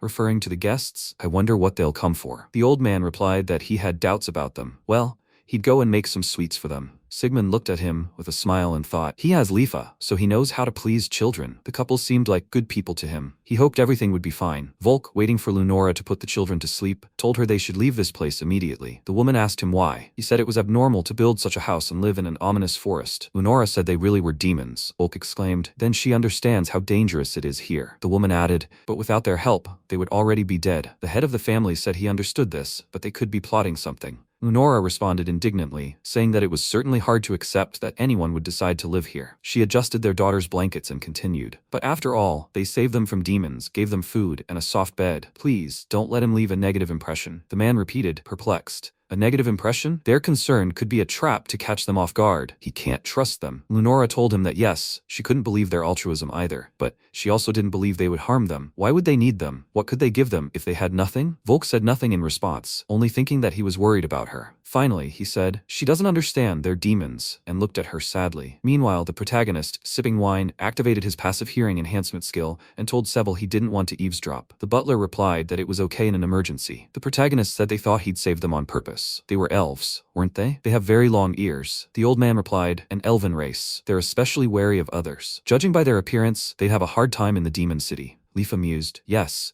But even if they returned to the plains, they could be attacked again at any moment. She wouldn't want the children to be attacked. MC agreed. Sebel noted that Vulk, despite his vigilance, would never be hostile to a master who saved his life. Perhaps it was because their master was too handsome a man? Leafa said it was true. Sigmund exclaimed in bewilderment. What are they talking about? The girl answered, they're talking about jealousy. Perhaps it's hard to sympathize with someone as strong as their master. The protagonist countered, no, even he can understand jealousy. The butler, still cooking, added, Folk has nothing. He must protect his beloved wife and children with his own body. And then he, Sigmund, appears, possessing both power and wealth, and he provided them with the security he should have provided himself. At least, that's what the demons would think. The protagonist retorted, military might is one thing, financial power another. He clutched his head and said, he's lived autonomously for so long that he's forgotten. Perhaps he should talk to him? The old man replied that he didn't think it was a good idea. Leafa asked her grandfather if perhaps he should do it. The old man replied that he'd better keep an eye on them. MC thought the more men they had, be they farmers or brewers, the better. He wouldn't mind them staying. He was sure they'd be able to support a family. The rest was up to them. The next morning, he walked into the dining room and greeted everyone with a smile. Leonora also greeted him and thanked him for providing a place to rest. Malula exclaimed, the bed is soft and fluffy. She was so warm that she fell asleep right away. Lalana said she, too, had slept happily. The protagonist,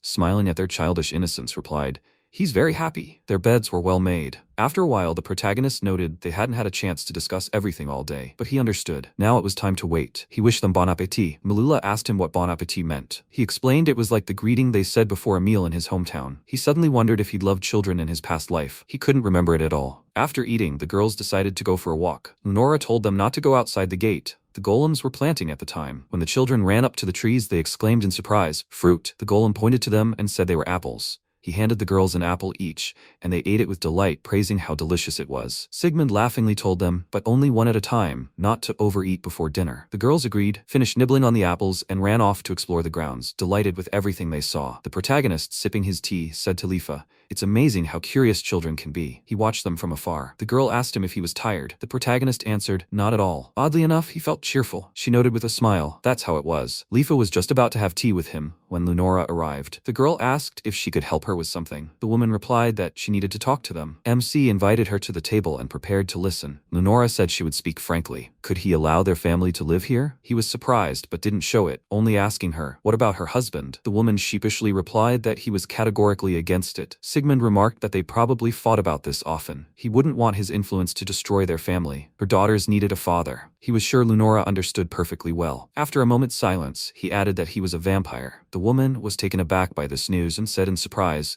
but he worked outside during the day. The protagonist explained to her that he was a special kind of vampire, resistant to light. Whatever the case, his nature could lead to trouble in the future. She would have to talk to her husband again. Leonora, daring, asked him if she could ask him a question. Having received a positive answer, she asked him directly if he would drink their blood, like the vampires of legend. The protagonist chuckled to himself, quite curious. Out loud, he answered no. It was possible, of course, to gain power from them, but he hadn't even considered such a thing. Whether to believe him or not was up to them. The woman considered this, MC added, and lastly, there were still downsides to staying. He looked at her carefully and said, there are no other children here. Won't they be bored here? Leonora looked at him in surprise, then smiled and said, yes, indeed. she will keep that in mind. Sigmund concluded that if they wanted to stay after all the discussions, they would be only too happy. Leafa added with a smile that this was true. The woman rose from the table, bowed to him, and said she would talk to her husband again. When she left, the protagonist remarked how tired he was. Leafa asked him if he wanted another drink. MC responded positively. She poured him more tea, and he declared, "Her drink is like a healing elixir. Thank her very much." He was a little nervous,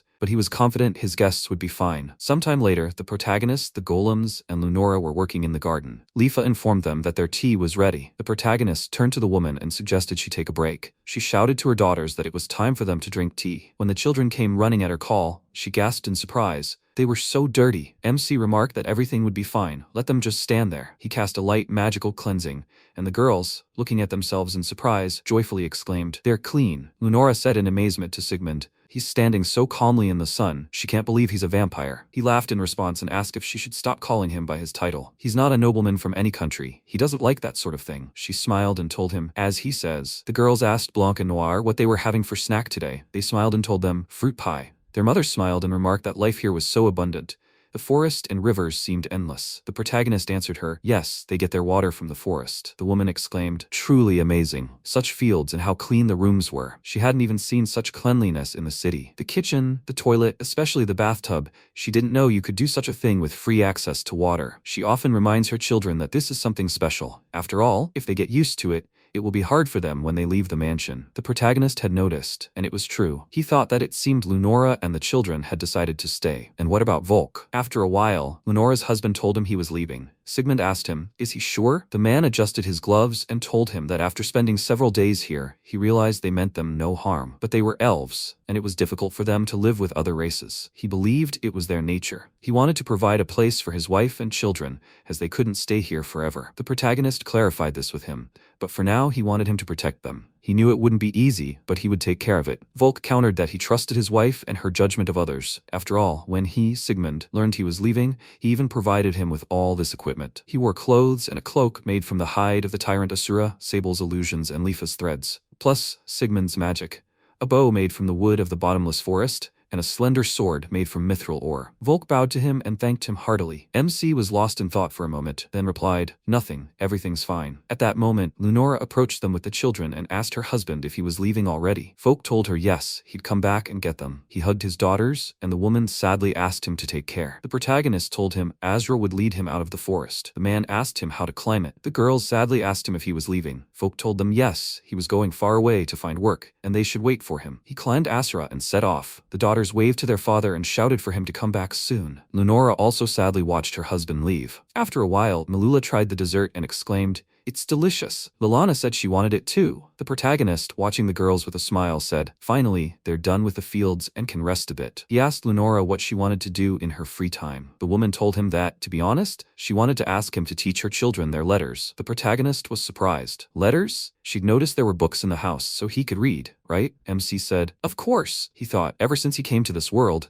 the letters looked like Japanese. Leafa had told him that reading and writing weren't common among the population. Only nobles, other high-ranking people, and merchants could. Leonora said, "I understand." She could read and write to some extent, but she thought he knew much more about it. Sigmund didn't know if he could teach the girls, but he would try. He said out loud, he'd never taught anyone before, so if it was something he could do, he would. The woman thanked him, and the girls looked at them puzzled. That evening, Leafa brought him paper, ink, and a writing quill. He wanted to see if he could even write. Until now, he'd only read. He tried to write the letters the same way he wrote Japanese. After writing the first letter, Sigmund realized it still looked like Japanese. The protagonist asked the girl what she would say to that. Leafa looked and said, "Yes, of course, that's the first letter." MC was surprised. Apparently, even Leafa could read it. As an automatic translation, it was easy. He said, "I think he can teach the girls the letters without any problem." The girl agreed. Sometime later, Abaddon reported to Demolus. They'd searched every inch of the Demon Kingdom, but they still hadn't found Lord Sebel. The only thing left was the Abyssal Forest. Demolus noted that it was true that Lord Sebel had been supporting the last Demon King from behind the scenes. He respected him too, but he didn't think he had a place in his forest. Abaddon replied that he understood what Lord Demolus was trying to tell him. By all rights, the only thing that awaited them was death. The old man remarked that it was good that he understood this. They should at least ceased search. Abaddon agreed with him. Demolis activated his magical power and spoke, combining his magic with Lord Abaddon's messenger, saying they can search the depths of the forest. That way, they could safely observe without engaging in combat. They sent a magical scout into the abyssal forest and began to observe what was happening. Suddenly, the scout encountered a protective barrier. Demolis exclaimed in surprise, "What is that? A wall? What is it doing here?" They lifted the magical scout above the wall. He asked, "What's that? Is that a golem?" Demolis said it looked odd. "Are those elves? What are elven children doing here?" Abaddon told him he needed to look. Demolis looked to the side and saw Sebel. Sebel was standing by the window, then turned and looked out the window. The messenger, seeing him, became frightened and fled. Demolis said the messenger had escaped after all. Abaddon replied that they needed to report everything to the Overlord. At that moment, MC called Sebel and said he'd noticed an unfamiliar demon, small, harmless, yet strange. Sebel replied that it was a messenger and must have been sent on reconnaissance, perhaps even one of his acquaintances. Sigund asked again, "One of his acquaintances?" Sebel said he'd sensed the magic of two beings in that demon. It belonged to one of his acquaintances, with whom he served in the kingdom. He guessed they'd noticed they'd stopped showing up at their old house and sent them out to look. MC was surprised, saying, "Oh, good thing they didn't shoot him." He turned to Sebel and asked if he'd been the former Overlord's advisor. They'd been worried since they couldn't find him. Sebel thought for a moment, then replied that it was his fault for not warning them in advance. He asked MC if he could go. He needed to check on them and find out the situation. Sigmund replied positively and said everything was fine. He was sure he'd find something to talk about with his old friends, so he shouldn't worry about him and shouldn't rush. Leafa asked if the prime ministers loved him, right? Sebel replied that he wouldn't argue with that. With his permission, he'd be back soon. And finally, the children's sweets mustn't run out. They mustn't forget. The Demon Kingdom. Vandert asked, "So they found him?" Demolis answered affirmatively and said, "In the Forest of the Abyss." Vandert asked if he was safe. He replied that, judging by what the messenger had seen, he was in good health. But there was something strange. The Overlord asked, "So what?" He replied that the land had been cleared. There was a large mansion, and nearby were vast fields. It looked like he lived there with other races, including elves. Iglis told Abaddon that he shouldn't lie to him. Were his eyes completely rotten? Abaddon became angry and replied, did he really think he would lie to the Overlord? Iglis nervously replied negatively and said he hadn't thought about it.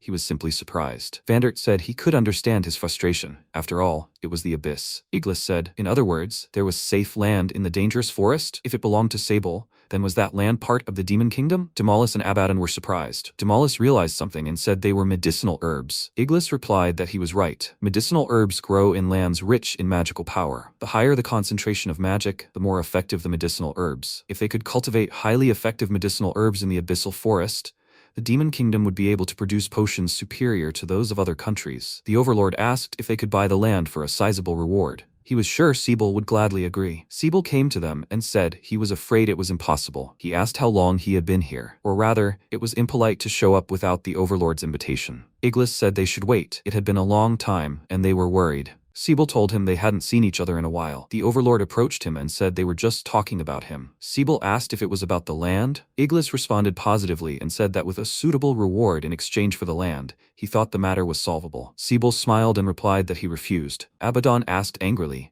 is he refusing to obey the Lord's orders? Sebel replied that he was no longer a citizen of the Demon Kingdom. He had found someone he would serve for the rest of his life. Iglis said that was sheer nonsense. Sebel glared at him and said that he deserved to die. An ominous atmosphere filled the room. Iglis wondered in surprise, what kind of power is this? He was as strong as the former Demon Lord. No, it was even more so. Sebel said that with magical power like theirs, they should not disturb his master. The Lord asked in surprise, what? Sebel replied that these lands belonged to his master, the immortal king, and he advised them not to disturb him. Iglis said, just don't tell him that he really had changed masters. Sebel replied, unless, of course, they wish to avoid defeat. That's another story. For now, he merely gave them advice. Afterward, he vanished. Iglis, surprised, said he had vanished into the fog. Abaddon asked the Lord if he was all right. He answered affirmatively and said, immortal king, who dwells in that land, they must determine whether he poses a threat to the Demon Kingdom. Demolis turned to Abaddon and asked if he thought he had Sebel's son under his command. Abaddon said that he did. His name was Rude, and he was one of his own. Iglis said that one of his subordinates was his wife, Lagia. Vandert said that they should then investigate the house. Rude and Lagia arrived in the Demon Kingdom. Demolis announced their presence. They bowed and greeted the Demon Lord. Rude said he was a civil servant of Rude's. Lagia said she was Lagia's military commander. They had come at his command. Vandert said they were free to stand. He turned to Iglis. Iglis responded affirmatively and said he wanted to entrust the two of them with a very important mission. Lagia wondered, surprised, in the presence of the Demon Lord himself? What kind of mission was that? Iglis asked, they know the Abyss Force, don't they?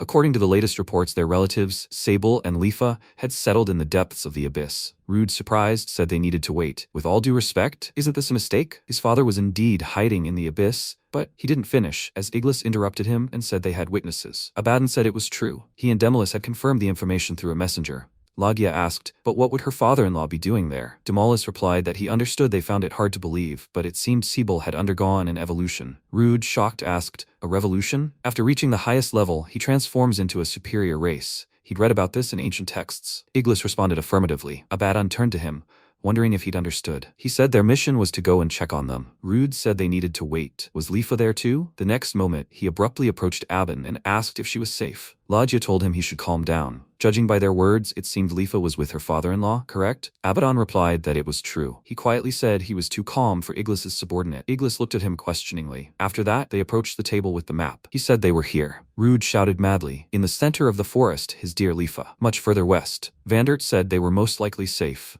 They had sworn allegiance to the one who lived in the forest. He must have influenced their evolution. He wants them to find out if their master is hostile to the demon kingdom. Lagia asked, Immortal King? Demolus replied that Sebel had said so. There was a chance of staying in the abyssal forest forever, so he wouldn't blame them if they refused. What was their answer? Lagia said she would go. Rude replied that he would go with her. After some time, in the end, Sebel returned immediately, as he had promised. Sebel said that he knew the messenger belonged to the demon kingdom, so he had scared them well and was sure they wouldn't act strangely. Since they had already decided everything, a few days later, MC called Sebel and Leafa and told them that he had detected the magical power of two living beings. Could they take a look? Leafa said it was the magic of her father, Rude, and her mother, Lagia. With so much magic, she would say the forest was dangerous for them. Sebel agreed with her and said that Lagia had a decent amount of magic, but his son did. Leafa said that if he died it would be a big deal, and she would go and get them. MC quietly said, what's wrong? They were her parents. He then said that he thought they had come here to meet them. Sebel denied this and said that they were on an inspection mission. Since they were both under the Demon Lord's command, they had most likely come to see him. Sebel then apologized for the trouble they had caused him. Sigund replied that he owed them a favor,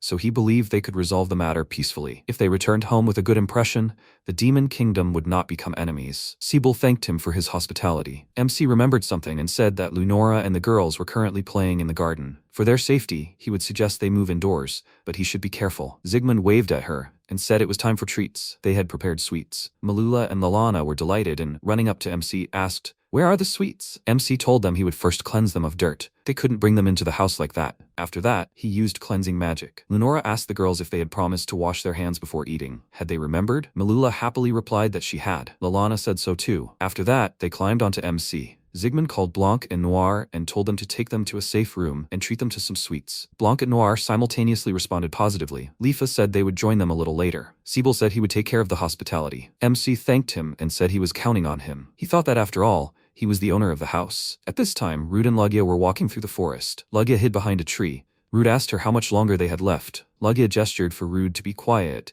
and said they were not far away. They should proceed carefully so as not to be detected by demons. After that, they headed deeper into the forest. He said that it seemed quiet here. At that moment, Leafa, emerging from the bushes, told them that she was glad she had made it. Rude, seeing her, loudly shouted her name. They saw a large bear behind her and were terrified. He told her she needed to run quickly. Leafa turned around and said it was okay. It wasn't safe for them to be here. They heard a sound behind them and turned around. A monster attacked them from the bushes. It attacked Rude. Lagia called out to him. However, at that moment, the bear decided to protect them and attacked the snake. Rude was splashed with blood, and he wondered in shock what was happening. Lagia asked, did it protect them? Leafa replied that it was Azra, one of the master's household. Rude, wiping away the blood, asked, Azra's household? Then he fell to the ground. Lagia called out to him and said he needed to regain consciousness. She thought that it was impossible to make a servant out of such a monster. What kind of power were they dealing with? Leafa told them that she would take them to her master. She became a beautiful girl. They loaded Rude onto Azra and set off. Lagia thought that Azra the bear was one of the strongest monsters in the forest. She had no doubt about it, the strongest possible. How could it be controlled? She wondered what kind of creature this immortal king was. Leafa said they needed to go here. They arrived at Sigmund's house. Lagia, shocked, asked what kind of place this was. Was it a golem? Leafa answered positively and said the master had made it for farm work. Lagia said, for farm work? But weren't 4 golems too strong? Leafa replied that compared to what was outside the forest, perhaps so, but with the exception of the largest golem, the others only moved through the forest. Leafa slung her father over her shoulder and said they should go into the house. She thought that just because they could roam the forest,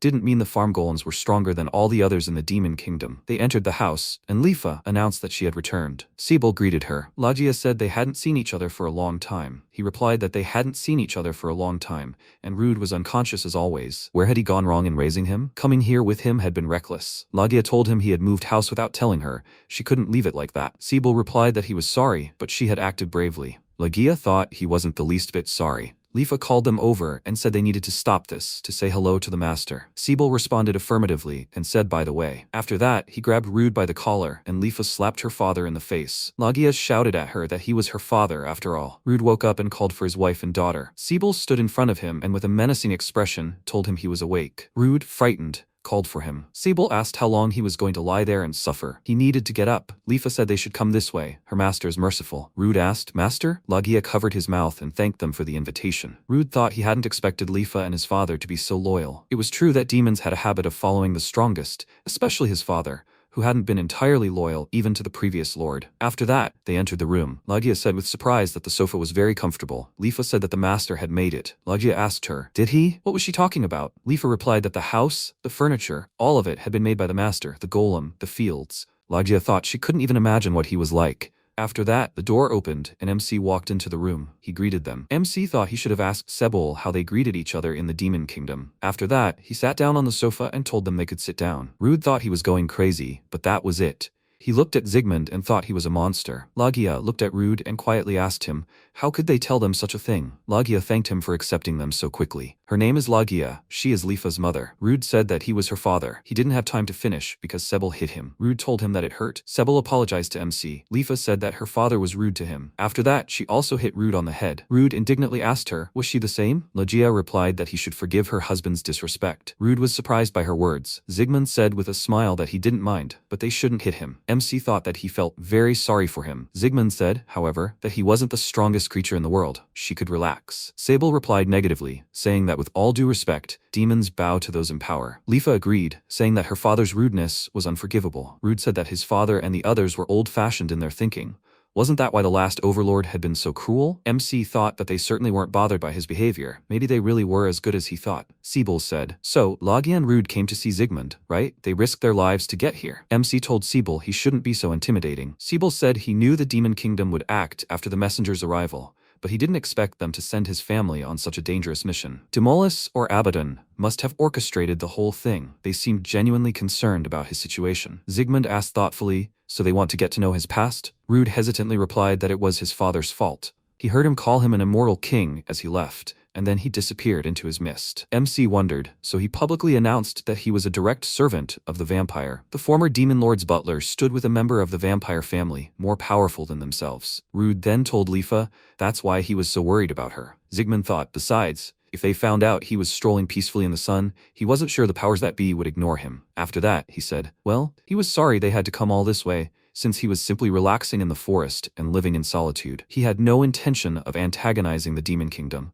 and they were welcome to come and visit Sebel and Leafa. Leafa said that next time, they should inform her in advance via messenger. Leafa responded affirmatively and said that they would do so. MC took a sip and thought he was glad everything had worked out. Sebel said he didn't know what stories he'd been told, but he and Leafa still respected the Lord. If the Holy Kingdom were to join forces with other countries to invade them, they should convey to the prime ministers that they would help the demon kingdom in its time of need. Rude asked him if that was true. Sebel smiled and answered affirmatively. Sigmund clapped his hands and said, well, he thinks they've had enough of this serious talk.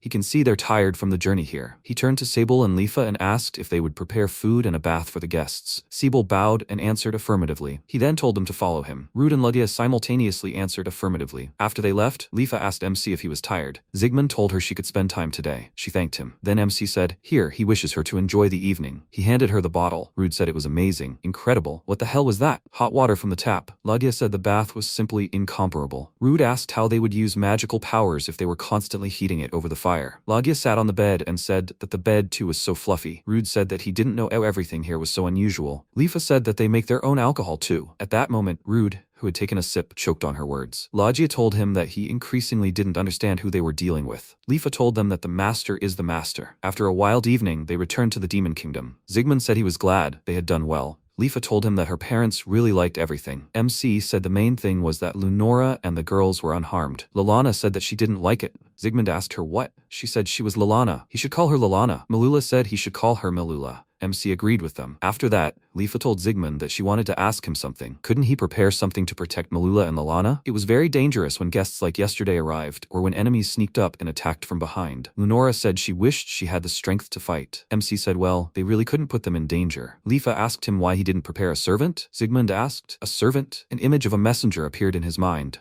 Leafa said that even if he wasn't around, a demon messenger could protect everyone, and if he had pets, he wouldn't be so lonely. The girls, hearing this, simultaneously rejoiced and said, pet, the city of the demon kingdom. Leafa walked around the city and looked at the pets. She said bats, lizards, and also various beetles. Sebel told her that perhaps they had potential to become good helpers. Leafa said that for children, she would prefer something cuter. The salesman told them they were beautiful creatures. They had many customers who valued convenience. Leafa said the same was true for the average demon. The salesman asked, how about that? They reproduce very well. Leafa thanked him, but declined. Sebel asked if they should look at other stores. Leafa agreed. She thought that she and Sebel had come here on MC's orders to look for messengers for Malula and Lalana. Leafa said that it was hard to find a suitable one in the human city. Just then, she noticed an alley. She called out to Sebel. He told her that they should look in the back streets. They walked down the alley. Leafa said that it looked like it was full of shady shops. Her grandfather said that they would hope for a good deal. As they passed a building, mice spotted them from the roof. As they got a little closer, the mice pounced on Sebel. However, before they could attack him,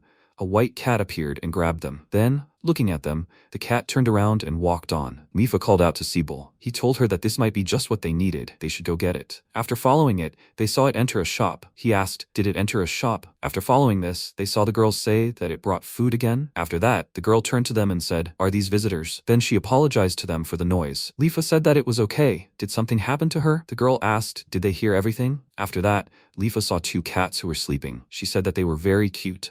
The girl said that these were cat babies. Initially, it was a stray cat, but suddenly, it gave birth to offspring. But as they see, she is just a pharmacist in the backyard. She cannot look after them constantly, but she cannot leave them either. Sebel thought for a moment and then asked her if she could give them to them. After that, he explained the situation to her. The girl said that now she understood, helpers for children. At that moment, the cat meowed. The girl looked at it and asked it, is it sure? Maybe that is why it brought them here. Leafa took the basket with the kittens. Sebel asked if they should know anything about it. The girls said they had cute noses. She asked them to take care of them. Sigmund said, that's right, they should be grateful to the shop owner. The girls will definitely love the babies. As for Lunora was holding an owl in her hands. She said how adorable it was. She said that she prepared mini owl birds. Usually they are weak demons, but if they become servants and undergo training, they will become perfect helpers capable of protecting them. Lunora said that she will take good care of it. Lalana said that this cat is cute. Malula called the second cat Fluffy. Leafa said that she sees that they like it. Sebel said that they must be very happy. MC asked them if they have given them names yet.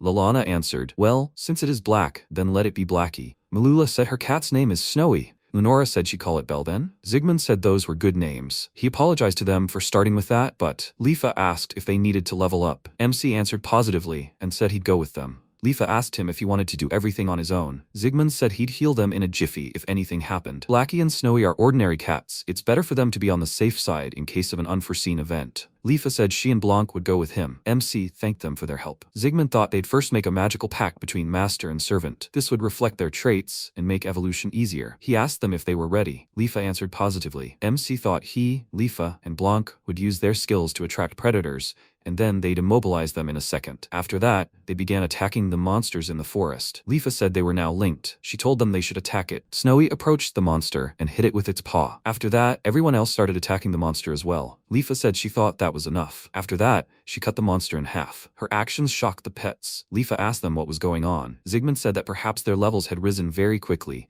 which was why they had grown physically. Leafa called MC. After that, MC brought out even more monsters. He said they were leveling up rapidly. Sigmund put on his glasses and said he needed to check their status. It seemed all three had transformed into dangerous creatures. Name, Blackie and Snowy. Race, Great Cat Assassins. Skill, Dark Magic, Wind Magic, Shadow Concealment, Shadow Movement, Concealment, Gigantism. Name, Bell. Race, Great Shadow Owl. Skill, Dark Magic, Wind Magic, Earth Magic, Stealth, Night Eyes, Shadow Concealment, Shadow Movement. Noir said they've evolved and take advantage of their small size. They're very intelligent. MC said they have a shadow hide, so they can hide in the shadows. They need to make sure Lunora and the girls are safe. To do that, they'll continue leveling up. The conference room of the Demon Kingdom. Demolis thanked them for their efforts and safe return. Rude thanked him and said they would have been in danger if his daughter hadn't come to the forest for them. Demolis asked them if they had met the immortal king. He answered affirmatively and said his father had introduced him. Iglis asked what his name was. They exchanged glances and replied that the master of the land was called Sigmund. Abaddon asked, Sigmund? He hadn't heard that name before. Was he truly a higher vampire? He replied that he didn't know. Abaddon asked why not? If he were a vampire, it would be easy to tell by the color of his bloodshot eyes, wouldn't it? He replied that he didn't have bloodshot eyes like his father and daughter, that he had gray hair like most vampires, but his eyes were blue as the sky, and that he walked carefree in the sun and used light magic. He asked what that meant. Were vampires immune to light magic? Logia replied that his father-in-law and daughter weren't afraid of the light either, and that they had gained power and walked freely through the abyssal forest, so they believed that MC was even more powerful than a vampire of a higher species. Abaddon asked, a higher species? That couldn't be true. A vampire lord? Iglis said a vampire lord with a stronghold in the forest and immunity to sunlight and light magic. What kind of monster was that? Demolis asked if they were sure they weren't exaggerating when they called him immortal. How could they fight such an opponent?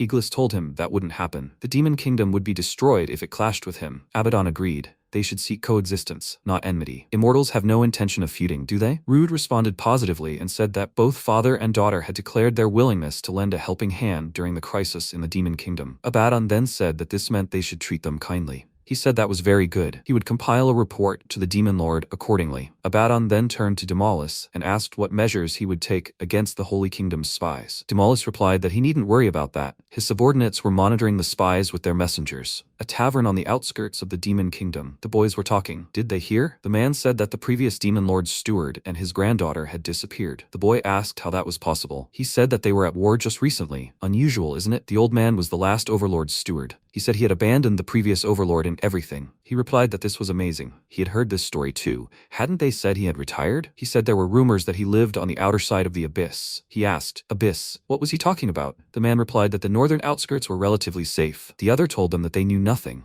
Apparently, the old man and his granddaughter had moved to the forest of the abyss. The guy asked, was he serious? The man said that it seemed their relatives were very worried. His son and his wife worked for the overlord, and they had recently been sent to the forest of the abyss. He said that they were probably still looking for them. He said he was sorry, but they would not get out of there alive. He replied in the negative and said that they had returned, both safe and sound. He asked, was he sure? The comrade replied that he had seen them return with his own eyes. The man said that if he was telling the truth, it was a big deal, meaning the demon kingdom could enter the abyss. He said they needed to gather more information. He asked him if he really thought so.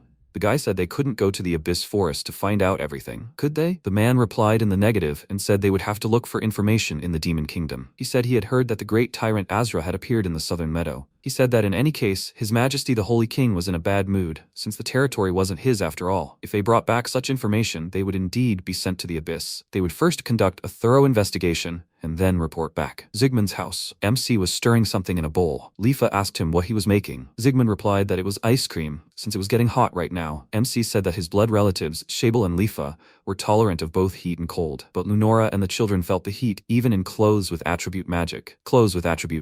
He believed that children shouldn't experience such inconveniences. Sigmund asked her what kind of summer activities children had in the demon kingdom. Leafa replied that when she was little, they played in the river, but surrounded by forest. Both the river and the surrounding forest were dangerous places. MC thoughtfully said, water games, then they should build a pool. Leafa asked him what a pool was. Sigmund replied that it was an artificial pond where people could bathe, something like that. Leafa asked if it was a version of the outdoor cold water bath the master had mentioned. MC replied that it was something like that. He had a favor to ask her. He needs some things for playing in the water. He would like her to sew a swimsuit. Leafa happily answered yes and said anything he wants. Then she asked, what does a swimsuit mean? Sigmund said yes.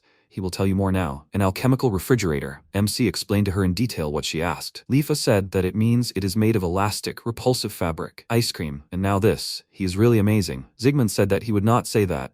It's just that the place where he comes from is strange, although this world is even stranger to him. He asked her if she could do it. Leafa answered yes, and said that it was just her first time sewing something like this. She asked Blanc and Noir if they would help her. MC smiled and wished them luck. He said that in the meantime, he will build a pool. Sigmund used earth magic to make a depression in it. During the process, MC thought of a white stone from the forest, carefully placed so that the water wouldn't leak out. The pool wasn't very deep, so Malula and Lalana's feet could reach the bottom. He'd also put a few bumps on the sides to prevent slipping. The girls watched all of this. Sigmund thought that with the artifact, he'd create a system that would draw water from the channel and send it back to the same channel to circulate the water. The girls walked away from him, and she asked what he was doing. She replied that she didn't know. MC removed the shutter, and water poured out. Sigmund thought the pool was ready. He said they just had to wait for the costumes. They weren't ready to play yet. MC wondered what the deal was with the costumes. Leafa told her they needed to work on a swimsuit design. Lenora asked if Sigmund hadn't given them the material for the swimsuits. She responded positively and said, of course he did. But according to the master,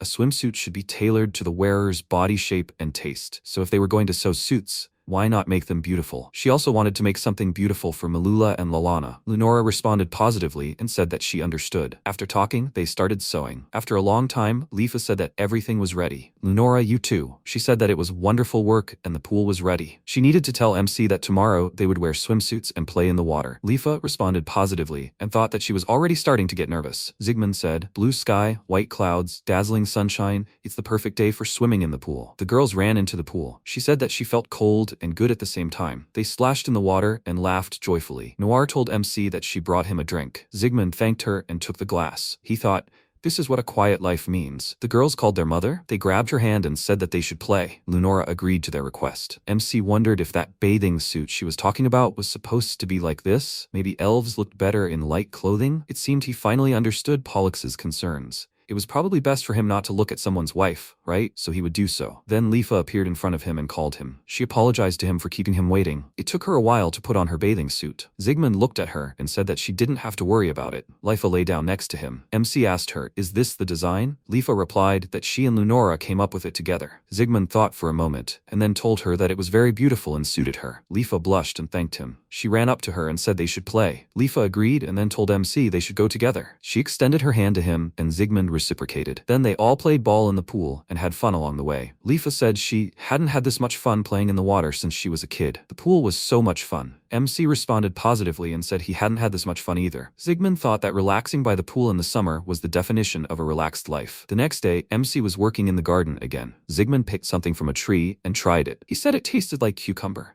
and that he needed to make a salad out of it today. Since he was a ghost, he missed out on delicious things, and he loved good food. MC thought he couldn't remember exactly what food tasted like back in his home world, but he was sure the ingredients in the forest here and the food Leafa cooked were delicious. The girls ran up to him and asked what he was doing there. Sigmund replied that he was picking vegetables. She raised her hand and said she wanted some too. She also raised her hand and said the same thing. MC smiled at them and said, okay, then he'll ask them to pick some tomatoes over there. They responded positively and said they would do anything. Sigmund praised them, saying they were so good. She held up a tomato and said that they were helping Mom and Dad. MC said he thought so. After a while, the girls picked a lot of tomatoes. Sigmund said, well, that's enough for storage. She happily handed him the tomatoes and said he should look here. Doesn't hers have the biggest ones? She also handed him tomatoes, saying she had bigger ones. MC sat down next to them and said they were both absolutely huge. Maybe they should make a salad out of them today? They both answered yes at the same time. Leafa greeted them. Sigmund told her that he was back. The girls ran to their mother and said they were home. Mom asked them if MC had been playing with them. She answered no. She said they had been helping him. Sigmund agreed with them and said they had worked hard. Today they were feasting on the vegetables they had picked. Leafa said with a smile that she would cook them soon. Lenora said that we would have the patience to wait for this.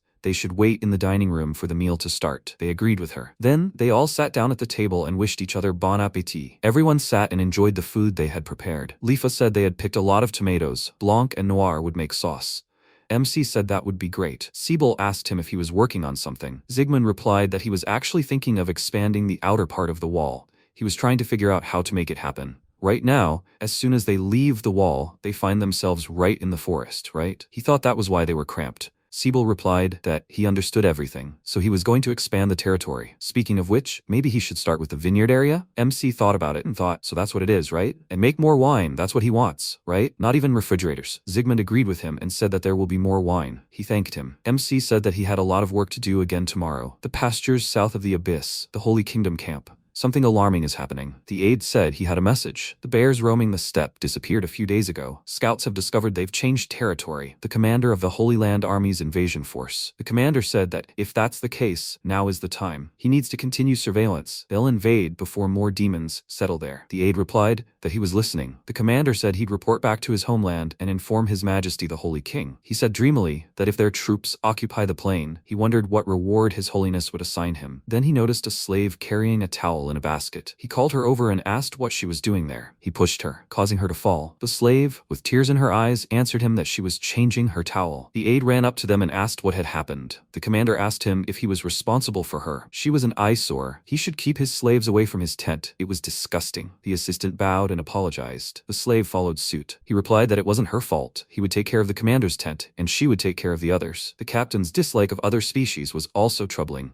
Slavery itself was frowned upon by other nations, and he was in the pay of such a nation. What could he do? Then he noticed something and thought that he rarely saw a raven here. Several months later, the assistant said he was pleased to report that there was no sign of bears here, and no other demons had come here either. The captain replied that that was excellent. Were the meat shields ready? He nervously replied that he shouldn't call them that. The captain, displeased, said that he shouldn't worry so much about the slave troops. Demons, elves, dwarves, and beastmen, they're vile creatures, unlike them, who have divine blood. They have human slaves among their ranks, but they're all criminals, so should they be put to good use? Or does he want to break military regulations and become a criminal slave? He replied in the negative. The captain replied that that was good, and thirdly, he didn't need to talk nonsense. And then he shouted to everyone that they needed to take position and begin preparing for the invasion. Meanwhile, the raven the aide had spotted months ago was watching all of this.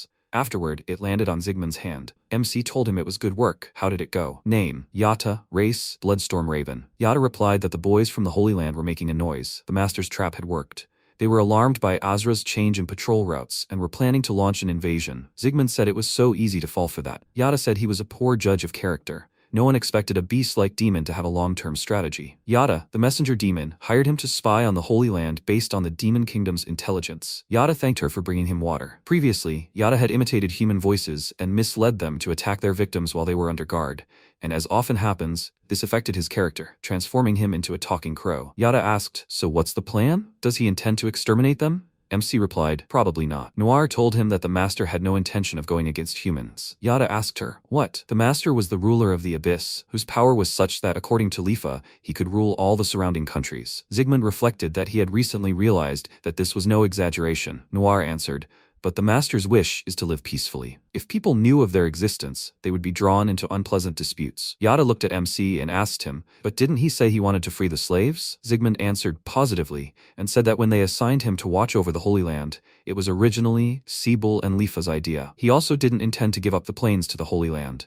He wanted to expand his lands at the expense of the steppes, which is what Sebel and Leafa were working on. MC told him that he should continue to watch over the Holy Land and report back to him. He answered positively and then flew away. He asked, "Free the slaves?" Sebel answered positively and said that the non-human slaves the Holy Land had captured were prisoners of war or kidnapped from nearby regions. They would drive the people of the Holy Land from the plains and use this to rescue the captives. Sigmund asked, "Prisoners of war? They are exchanged between countries, aren't they?" He replied that the Holy Land disagreed. He swears he won't cause him any trouble. MC replied negatively and said he shouldn't worry. He'll provide any assistance so they can do whatever they want, but they need to make sure they don't get hurt, okay? Leafa and Sebel bowed to him at the same time and agreed. Sigmund looked into the distance and said he needed to make more wine before they returned. The Demon Kingdom. Sebel apologized for the late reception. Sebel sets off for the Demon Kingdom. Demolus told him he'd heard Rude and Lagia's report. He welcomed him to the Demon Kingdom. Demolus apologized again for sending them into the forest to spy on them. Sebel said he didn't mind. He was sure it had been a good experience for him and his son. Demolus said, "So he came all this way for a reason, right?" Sebel answered affirmatively and asked if he knew the Holy Kingdom was targeting the steppe regions in the southern part of the continent. Demolus answered affirmatively and said that the Holy Kingdom's scouts had visited these steppes many times,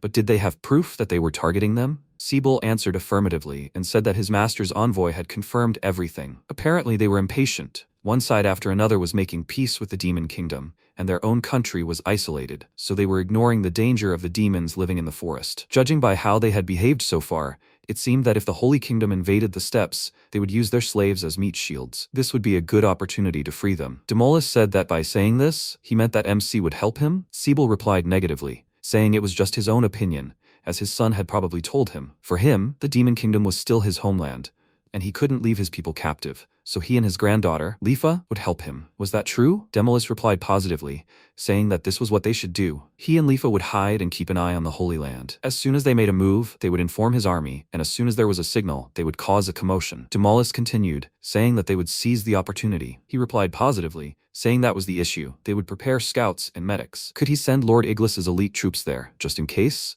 Demolus replied, the only question was, how would they get to the steppe? Sebel replied that it would be best for them to cross the abyssal forest. Demolus asked him, but how was that possible? Sebel laughed and said he didn't need to worry about that. He'd get him through the abyss safely. Demolus asked if that was true. He was counting on him. Then he'd negotiate with Iglis and Abaddon. Sebel asked him to convey his regards to His Majesty. After that, he vanished. Demolus said, well, gather soldiers, and Iglis and Abaddon could definitely handle that. Sigund said it was herbs and spices from Sebel and Leafa, as well as wood chips from the abyss. MC asked her what she thought he was doing. Blanc replied that she couldn't even imagine what he was planning. Sigmund replied that he was making smoked meats. She asked him, confused, smoked meats? MC said that, in simple terms, it's food seasoned with smoke. If you smolder the wood in a fire, the strong aroma preserves the food well and makes it delicious. She replied that she understood. But would these tools be needed for smoking? Sigmund answered positively, and said that today he was going to use this to smoke intestines. He asked who wanted to help him. The girls said yes. MC said that he didn't even know if it would be too difficult for them. They turned into cats and came up to him, as if pleading. Sigmund said that first they needed to make mincemeat, and this device would help them. They needed to put the meat in here and then turn the handle. She grabbed the handle and started turning it. She was very surprised that the meat began to turn into mincemeat.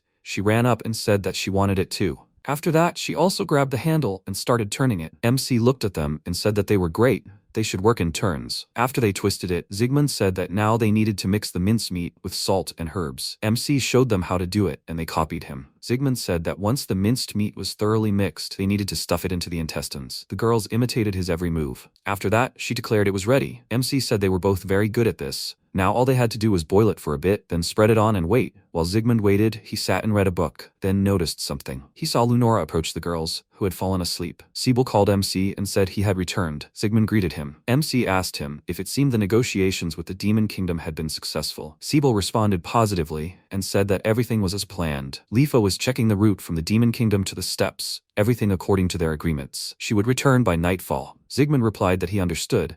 Then they should eat when Leafa returned. He had prepared stuffed intestines today. Maybe they should open some drinks? Sebel lit up at the suggestion and agreed. MC said the children had helped him a lot too. Sebel said that meant all the more reason to look forward to it. Sigmund was working in the garden again. He said they would have another big harvest this fall, expanding the vineyard since they were making wine for the second year in a row. Plant growth was accelerated by the golem's plant magic, but harvesting and processing the crops was a problem. They didn't have enough wooden golems.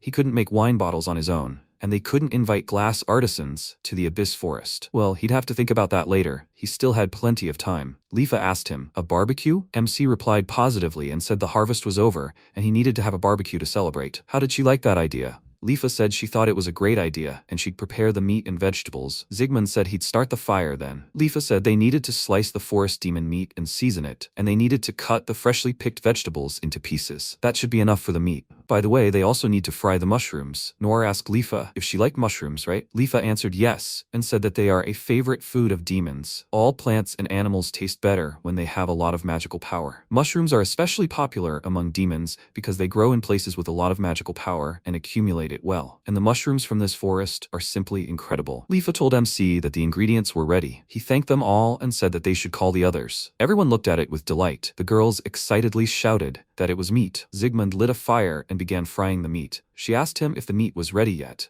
MC told her that she needed to wait a little longer. If it was raw, it would upset her stomach. He took a piece of meat and told her that she should give him her plate. Leafa thanked him. She tried the mushroom and smiled very happily. She told him it was delicious, so nice to eat in nature. He said he couldn't argue with that. Everyone was enjoying the delicious food again. Sigmund thought he was glad they were enjoying it. Sebel asked if it was a beautiful day, wasn't it? MC answered positively and said that the autumn leaves were also wonderful. The trees in the abyss forest were a mystery. He thought they were evergreen, but they ended up turning red. They probably changed because of the abundance of magic filling the space, although perhaps they were close to Ent. Ent is a tree demon. Sigmund said that's why the landscape is different every year. They enjoyed the delicious wine together. Sebel said he had the impression that ale was a cheap drink, but this one, brewed by a master, was exceptional. MC smiled and said he was pleased to receive praise from a wine lover like him. Sebel laughed and said that he hoped the Demon Kingdom would experience similarly peaceful times. Sigmund asked if the Demon Kingdom had just entered a war, correct? Sebel responded affirmatively, saying that life was only just beginning to improve, but that there was still room for demon invasion, so it would be a while before they could all enjoy peaceful days. MC said he hoped everyone could live in peace. Sebel told him he thought the current demon lord had nothing to worry about. Sigmund asked if he believed in him. Did he? Sebel replied that he was a noble lord who had stood up for the people, and of course his loyalty was only to them. MC told him he was grateful for that too, as his life would be different without him. Sebel was touched by these words and said, "But if he's talking about the future, the Lord might have a hard time. The meat and vegetables from the abyss are of such high quality that even the highest demon clans can barely taste it. And if the children get used to such a taste, then they'll have to find a good place for them to live." Sigmund wondered in surprise. Would he really interfere with their families' lives? No, they should be healthy while under his protection. Nothing could be done, right? She called MC and said she had fried her part. They should eat together. Sigmund thanked her. He thought uncomfortably that it was difficult for him to change his diet, so it was inevitable that children would turn into gourmets. Suddenly, the pitfalls of a comfortable, measured life were revealed. The father of the family needed to hold on. Yata contacted MC and told him that the Holy Kingdom was on the move. Sigmund said it was good work, he needed to continue surveillance. MC turned to Sebel and told him that the Holy Land had begun an invasion of the steppe. Sebel replied that he understood and said they would proceed according to plan. Leafa called Sigmund and told him she would help them until the slaves were freed. They needed more magic to break the magical contract, right? She thought the slaves of the Holy Kingdom had a magical contract, similar to the master-slave contract she had with Sebel. She told him that given his overwhelming magical power, they would be able to break the contract. That was encouraging. Sebel said he would then go to the Demon Kingdom and notify them. Then he half-transformed into a spider and set off. The Demon Kingdom. Demolis noticed something and asked what it was. At that moment, he called Sebel and asked him why he hadn't come in his normal form. Sebel replied that it was urgent. Demolis asked him if Zerod was advancing. Sebel nodded, expressing his affirmative. Demolis told him he was going to an audience with His Majesty right now. He would go with him. Sebel agreed. Vandert said, so they made their move. Sebel responded positively and said this was an opportunity to retrieve all the slaves. He said he would immediately send a rescue party. He told Iglis he knew what to do. Iglis responded positively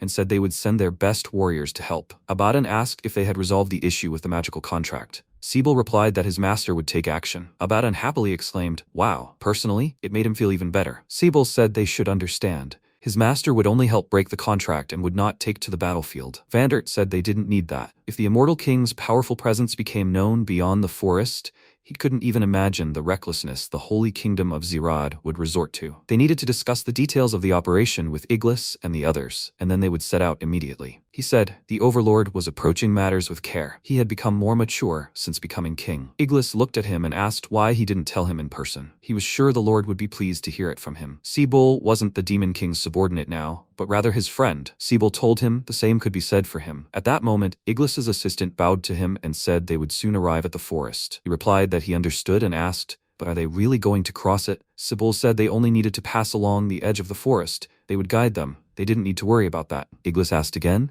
They? He answered affirmatively and said they would help escort them. At that moment, they saw Ars and Kubinochi standing before them. Iglis bowed to them and asked, "Is that it?" He had read about it in Lagia's report, but seeing it in person sent shivers down his spine. And the golem was also Shebel's servant. He answered affirmatively and said that it was true. They could cross the abyssal forest on their own. Iglis understood and would be grateful if they joined him. He then shouted to his assistants that they needed to move on. They responded in unison, affirmatively. They made their way deeper into the forest. He thought there were no signs of demons, but thanks to them, the demons seemed intelligent and were fleeing their encounter. At that moment, a monster attacked them from the bushes, but Arsa quickly dealt with it. Iglis said that even if the demons they encountered were incapable of thought, he hadn't expected them to be so easily repelled. Sebel asked him to remain alert and keep an eye on them without leaving. He responded in the affirmative. Leafa approached MC and said that the Demon Lord's army would arrive soon. Sigmund replied that he understood everything. It meant they were also setting up camp in the meadow, as planned. They hadn't noticed them at all. Leafa told him he possessed first-class stealth skills, not to mention vision-related skills. While watching them, they were too far away for them to notice. Leafa said they were in position and needed to signal Sebel that everything was ready. He answered affirmatively and then flew away. Iglis said he hadn't expected them to reach the meadow so soon. Sebel saw Yata fly away and said the master had given them the signal. Are they ready? Iglis answered affirmatively. Sebel said they should stick to the plan then. He turned to Arsa. It understood him and headed deep into the forest. The captain told it that he needed to start building a fort. What was the problem? The assistant asked if he felt anything. The captain said they hadn't seen a single demon or small animal since arriving in the steppe, and they should strengthen perimeter security. He answered affirmatively. At that moment, someone shouted that they were in trouble. It was Arsa's bear. The captain asked in horror, Azra? Hadn't it changed territory? It was heading straight for them. Azra finally meets the squad from the Holy Land. Then Azra stood up and roared loudly and then began to attack them. He ordered the slaves to form squads on the flanks. They mustn't let it get to the rear. She thought they were using them as a shield to escape. At that moment, all the animals began to run away, frightened by Azra. The captain shouted at them that they must stop. Their resources. The carts with their resources which they had loaded overturned. The captain looked ahead and saw Azra running towards them.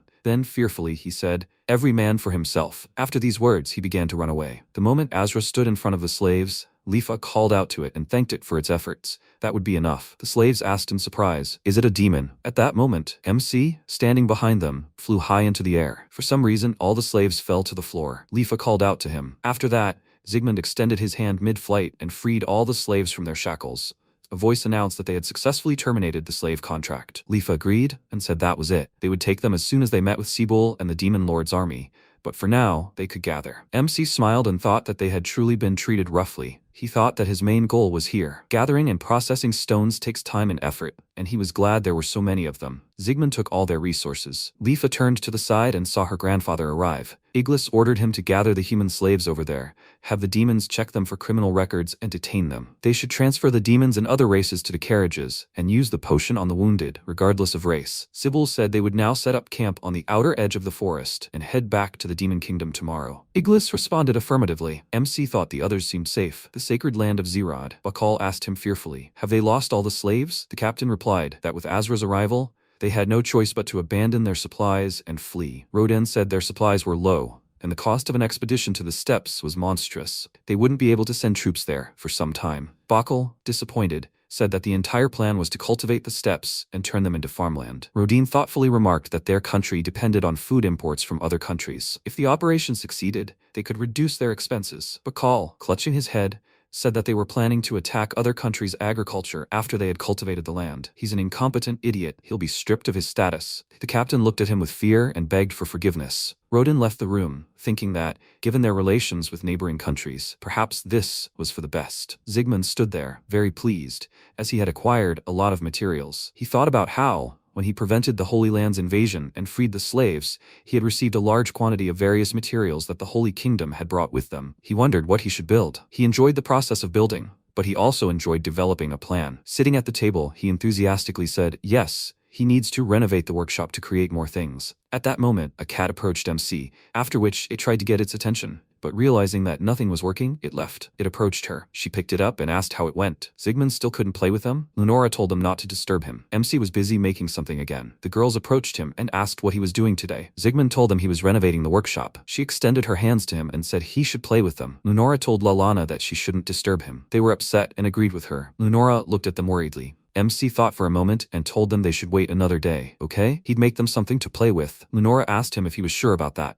Sigmund answered positively, saying that children really do get bored sometimes. She thanked him and said they would behave well and wait. The girls happily agreed with her. After that, they left, and MC waved at them. Then, he took out a piece of paper and said that now he needed to think about what would be more interesting to play on. A slide would be suitable for their age, preferably an iron one, and he should also add some rocks. He drew a sketch on paper and said he'd make it round, without any curves, and position it so it could be seen from the window. Then, looking at the sketch, he began building the slide. Once everything was ready, he said it was excellent, and by the way, it would be nice to make a swing. Sigmund took an ordinary log, then turned it into wooden planks, and then painted them. Holding a chain and rope in his hands, he asked which he should use, the chain or the rope. He decided to test their strength and said the demon rope was stronger, so he'd use that. After that, he continued building. He used earth magic and said he needed to do it like this. Then he tied the rope to the fastenings on both sides and tested the swing to make sure it worked. He said that next he needed a fence and a sandbox. For the sandbox, he would dig a deep hole and surround it with a wooden frame and then fill it with gravel and sand. He thought he had done a pretty good job. The next morning, he brought the girls to see it. Lenora was also very surprised by it. The girls exclaimed happily and with delight. Lenora thanked MC and told him that the playground was wonderful. Sigmund awkwardly said that it was a pleasure making it. He liked that everyone liked it. The girls used all the new things MC had recently built for them. Meanwhile, Sigmund was sitting under a tree, reading something again. Then he looked to the side and saw Leafa and Sebel. Leafa told him that they had returned. MC welcomed them back and asked if they were injured. Were they? They answered in the affirmative. Sigmund asked them if the inhabitants of the Demon Kingdom were all right. Sebel replied that Azra and the Golem had escorted them. Leafa said that thanks to Azra, they hadn't had to fight, and the people they rescued weren't seriously hurt either. Of the 500 people they protected, 70% were demons, and the rest were humans. The people kidnapped from Western countries and enslaved in the Holy Land were temporarily under the protection of the Demon Kingdom. MC asked how they could enslave people of their own race and use them as human shields. He said it seemed that in the kingdom's Holy Land, certain nobles, proclaiming themselves descendants of God, were oppressing other peoples. Many of the demon tribes were like that, while they were held captive by the Holy Kingdom. Sigmund thought for a moment, then said that some demon clans were still imprisoned in the Holy Land, right? Sebel replied that this seemed to be the case. MC said that they could continue to assist and cooperate with the Demon Kingdom to save the tribes. Sebel thanked him. Sigmund said he knew their family was waiting for them in the Demon Kingdom, so he thought they should see each other more often. They answered that he was right. Western countries, border of the kingdom of Oifes, Botox Street. Brau asked him if he was about the request. Folk answered positively and said it seemed to be about wolf extermination. She said she would check the request report. She handed him a bag and said that here was his payment. Since he arrived, requests for tree frog extermination had been fulfilled without a problem. He replied that he wasn't as good as she said. She sincerely told him that he was lying. He had earned a good reputation among clients thanks to his skills. Elven magic is incomparable to human magic, and he knows how to use a sword and a bow. Folk thought that even though he had raised his level on his own, but mainly thanks to the equipment created by MC, he didn't need to become conceited. Besides, his magical power was nothing compared to his own. He looked at her and said that there were beings of infinitely high levels in this world. After that, he sat down at the table to have a drink. Mielke called Folk and said, "Here he is." Folk called them over and asked if the others were returning their quests as well. Serena answered positively and asked if they could sit next to her. Merle asked if she could sit next to him too. Mielke said she was late as always. Merle told him he should teach her more magic. Folk replied that she was full of enthusiasm and drive, a rising star in the guild. Serena said that she had talked about inviting him to their group.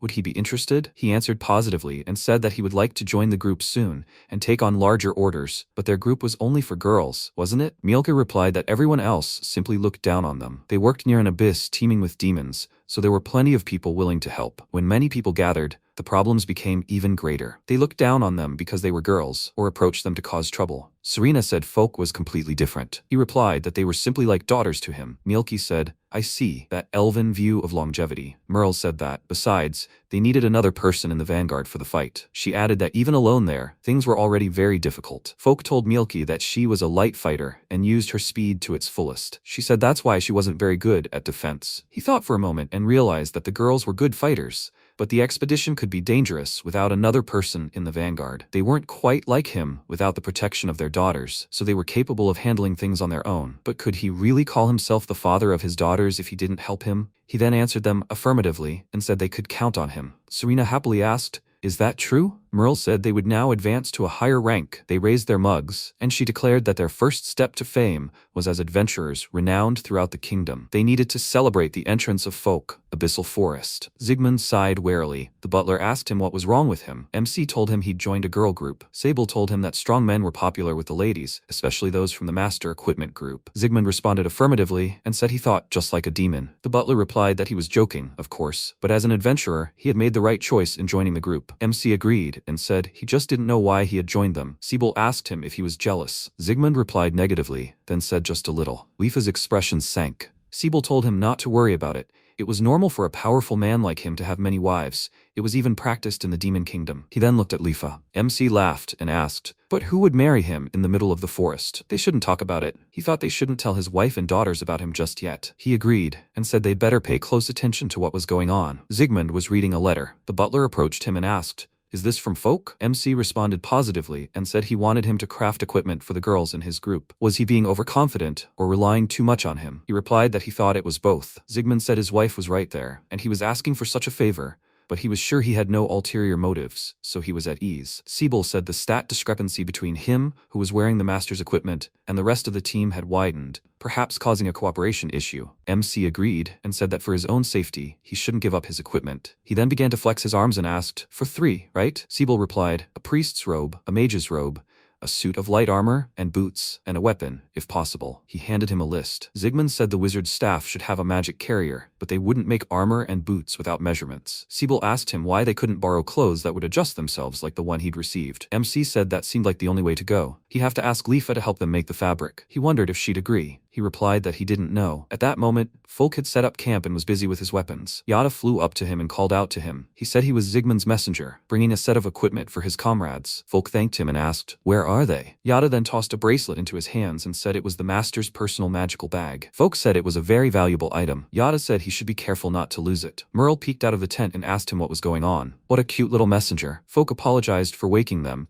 and said he'd told them once that he'd asked his benefactor for armor for them, and now it's been delivered. The girls began trying on what was delivered to them. She said it was amazing equipment. Mielke asked if his benefactor was a famous craftsman, right? It's so light and has powerful defense. It's wonderful. Merle said it fit her perfectly. What useful magic. She wondered if she could use it if she learned it. Serena said she seemed to like it. They thanked him. Folk said they should put it to good use. She asked him if he could pass on her thanks. Yata asked if he wanted to pass on anything else. Folk replied negatively and said he hoped they were doing well and would contact them when he felt he was worthy of them. MC was building something again, hammering a nail. He figured what they were building today was a chicken coop. He asked, aren't eggs too expensive compared to other products? Isn't it possible to contact poultry farms directly? Leafa asked. Poultry farms? Sigmund asked. Don't they have any? Leafa said eggs usually come from wild chickens. That's one of the jobs for switchfinders. MC asked, isn't that too much trouble? Leafa responded positively and said that was the reason for the set price. Furthermore, keeping a large number of animals was dangerous because it attracted predators. In the case of chickens, these would be snakes, weasels, and monsters with a similar system. Sigmund asked, so, do monsters come here too? Leafa replied, but for complete economic independence, nomadic livestock farming is possible. MC replied that it was dangerous to keep large numbers of animals in one place. Leafa, however, said that in his case, it was entirely possible to keep them on the mansion grounds. The next time her grandfather went to the Demon Kingdom, she would ask him to look for them. Sigmund responded positively and thanked her. He thought that no matter how much money he had, it wasn't endless. Since he had no income, he had to be as self-sufficient as possible. And then he announced that the chicken coop was ready. MC stood there satisfied and said that if eggs could be produced reliably, the range would expand. Suddenly, Sigmund felt a little scared and realized he hadn't thought they were so huge. They were almost as tall as Malula and Lalana, about 1 meter. The girls were standing behind the fence, and she commented on how huge the chickens were. MC asked if they were really normal chickens. Leafa answered yes and asked if something was wrong. Sigmund answered no and said everything was fine. Lalana said they were so big. MC agreed with her and said they were simply huge. He asked if chickens could be trained. It would be bad if they pecked Malula and Lalana to death. Yata said that the master was underestimating the bird's own abilities. They should see. These guys were clearly frightened by the magical power emanating from him. They wouldn't do anything to spoil his mood. It was bad. He felt uneasy when he saw those big beaks and claws, but oh well. Sigmund turned to the chickens and asked if they understood what he was talking about. If they harm his family, he will not forgive them. They should remember this. After this, his cats approached MC. Sigmund picked them up and told them that they said they would protect Malula and Lalana. He laughed and said that they could be relied upon. Then he would ask them. MC turned to Tom, Oliver, and Jack and said that he entrusted them with the care of the chicken coop. They provide them with comfortable housing and food, in exchange for which they receive eggs from them. Okay, great. Then they should wait until he adjusts the size of the chicken coop a little. After this, they had a fried egg for dinner. Sigmund happily said that a dinner table with so many egg dishes on it was wonderful. The girls were very pleased and said that it was very tasty. MC said that since that was the case, now he wanted his own milk and dairy products. He asked her if there were any dairy cows for sale here. Leafa replied that not many, but there were some. Lenora said that cheese and butter, for example, were also sold by nomads from Western countries. Leafa said yes, her family led a nomadic lifestyle. She answered positively and said they had sheep and mountain goats, but cows are large, so they didn't need to keep them. Sigmund asked, big right? Could he ask for reference? How big were they? She replied, about 4 meters. MC thought they were huge, already the size of a rhinoceros. He said that if they were that big, it would be dangerous for an ordinary farmer to keep them. The butler said that Kugunochi and Tom could handle them with their hands. They just needed to decide on the type. He recommended a demonic milk bull. He asked, demonic? The butler replied that a normal cow couldn't be milked unless she'd given birth,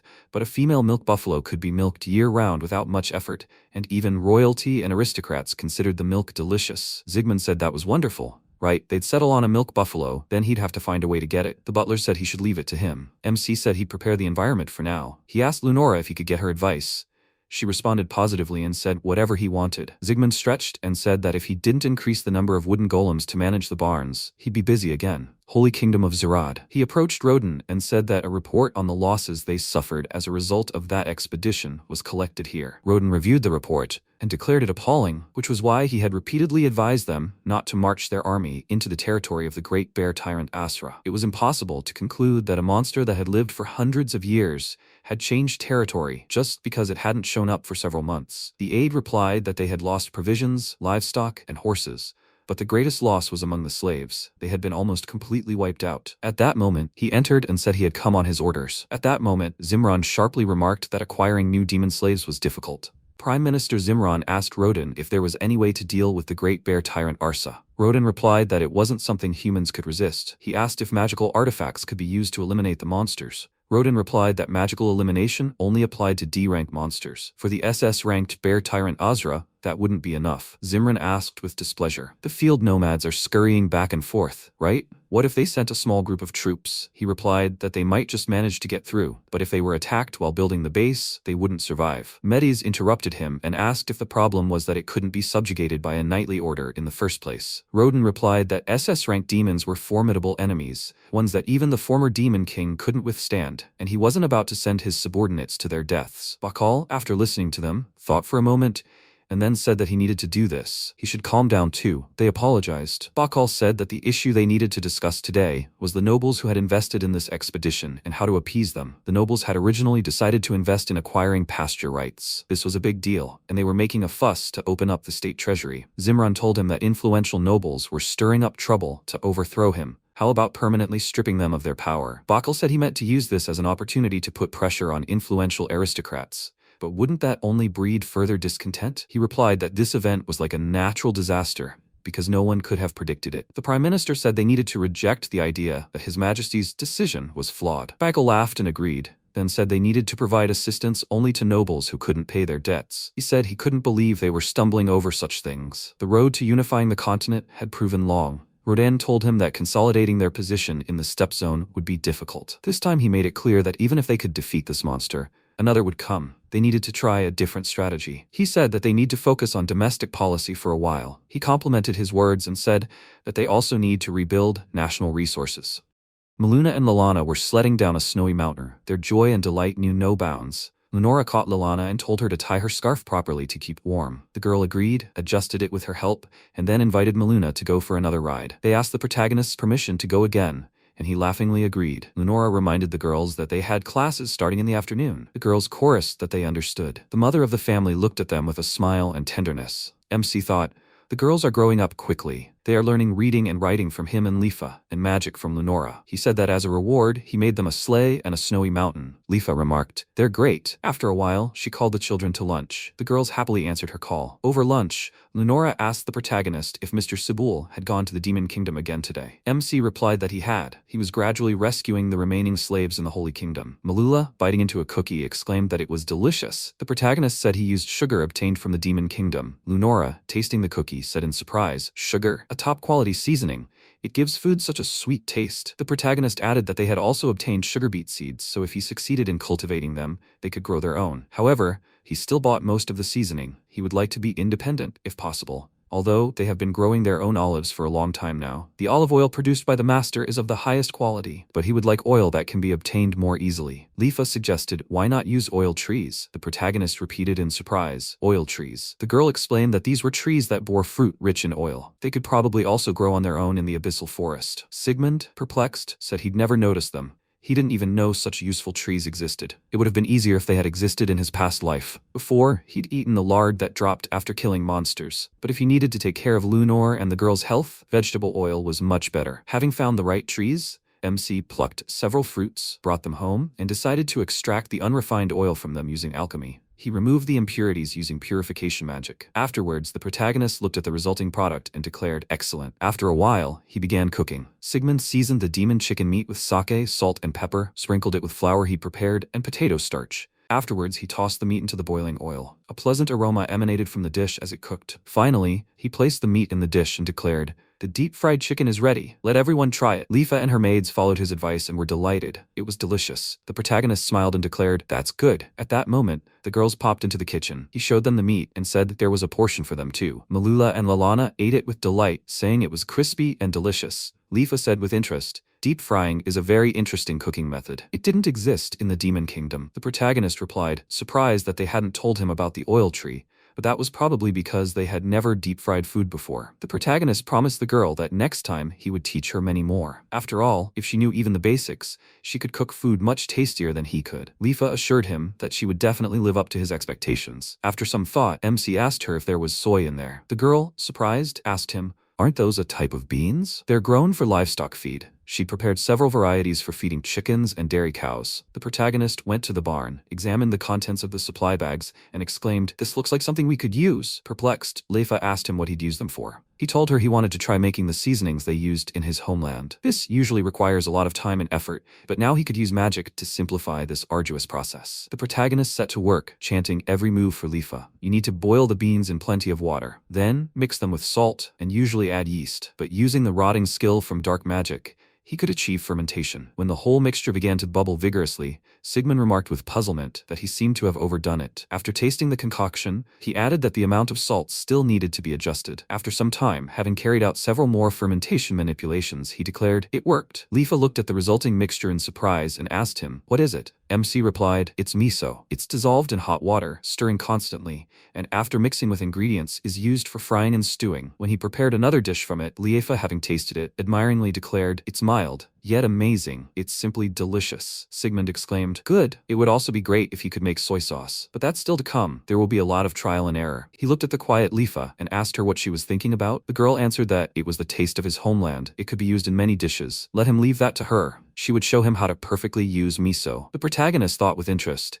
It seemed he had ignited something in her. Was it devotion ignited in Leaf's soul or something else? In the end, they successfully mastered the preparation of miso. The protagonist told Leaf he wanted to go to the steppe, specifically to the sea beyond the steppe, to fish. The girl offered to accompany him. He objected, telling her that it was a winter sea, so it would be better for him to go alone. She exclaimed, "Has he forgotten?" As a blood relative of her master, she also acquired frost resistance. The protagonist said doubtfully, "Of course it was," but she persuaded him. They would go together. Their journey was joyful. When Leafa grew tired and began tripping over branches lying in the road, the protagonist activated the boost, and they both continued their journey through the air. Then they descended to the ground again, climbed several slopes, and finally reached their destination. Leafa inhaled the air and exclaimed delightedly, "It smells like seawater." MC remarked he'd been waiting for this. He needed to get some salt. Leafa, looking at the small crystals, asked him, "Isn't that sea salt? It must be different from rock salt." Sigmund replied that in the Demon Kingdom, rock salt was primarily used. It had a different taste. There were dishes that paired well with rock salt, and dishes that paired well with sea salt. First, he would try to obtain that. The protagonist activated water magic. Manipulating the water with water magic, he separated out the impurities, and with fire magic, he evaporated the water. The final touch was disinfection, using light magic purification skills. He noticed he should have purified it at the very beginning.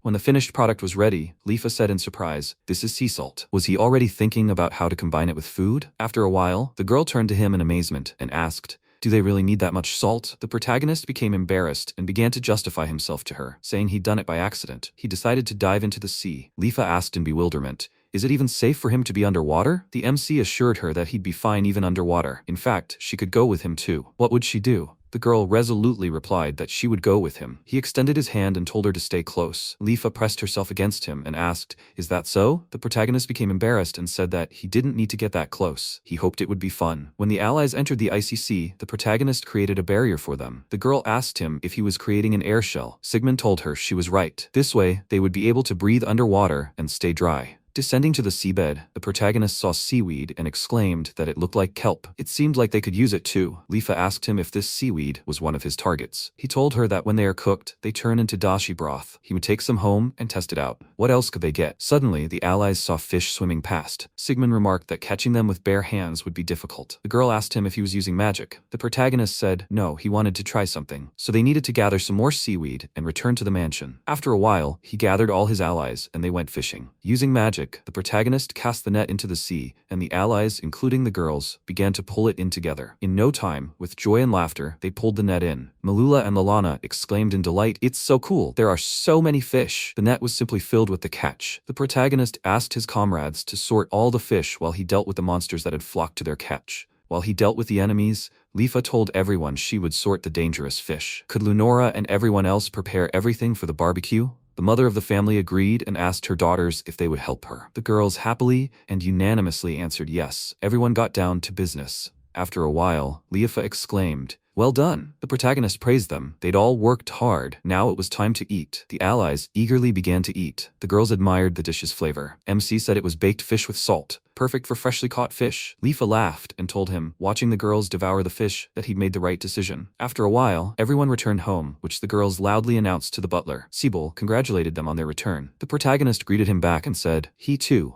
had worked hard. He asked the old man how things were with the demon kingdom. Sebel told his master that he had managed to save all of his compatriots who had been enslaved in the Holy Kingdom. The butler recounted his conversation with Vandert. He told him that while there remained tasks such as the mental and physical care of the demons, as well as their future lives, they would somehow manage that. Demolus added that the issues regarding non-demon slaves were also gradually progressing. Sebel told the Demon King that he had already taken care of most of the things he could help with. He was returning to his master. Vandert thanked the old man again for his assistance, and added that they would discuss the reward later. Sebel bowed to him and replied with dignity to the king that, for him, the Demon Kingdom was his homeland, and for his master, a good neighbor. They wished to maintain friendly relations with them. As he was leaving, he heard the king say, "He hasn't changed." Demolus noted the tense atmosphere. MC, having listened carefully, remarked, "I see. Perhaps the negotiations were difficult? Let him rest well." Sebel assured him he would do so. The protagonist added, "For now, I'll take care of the fish." He decided to use some of the fish for cooking, some for making tuna flakes. The rest would be dried, and the small fish could be used as fertilizer. Sigmund stored the fish for cooking in the shadow storage and preservation chamber,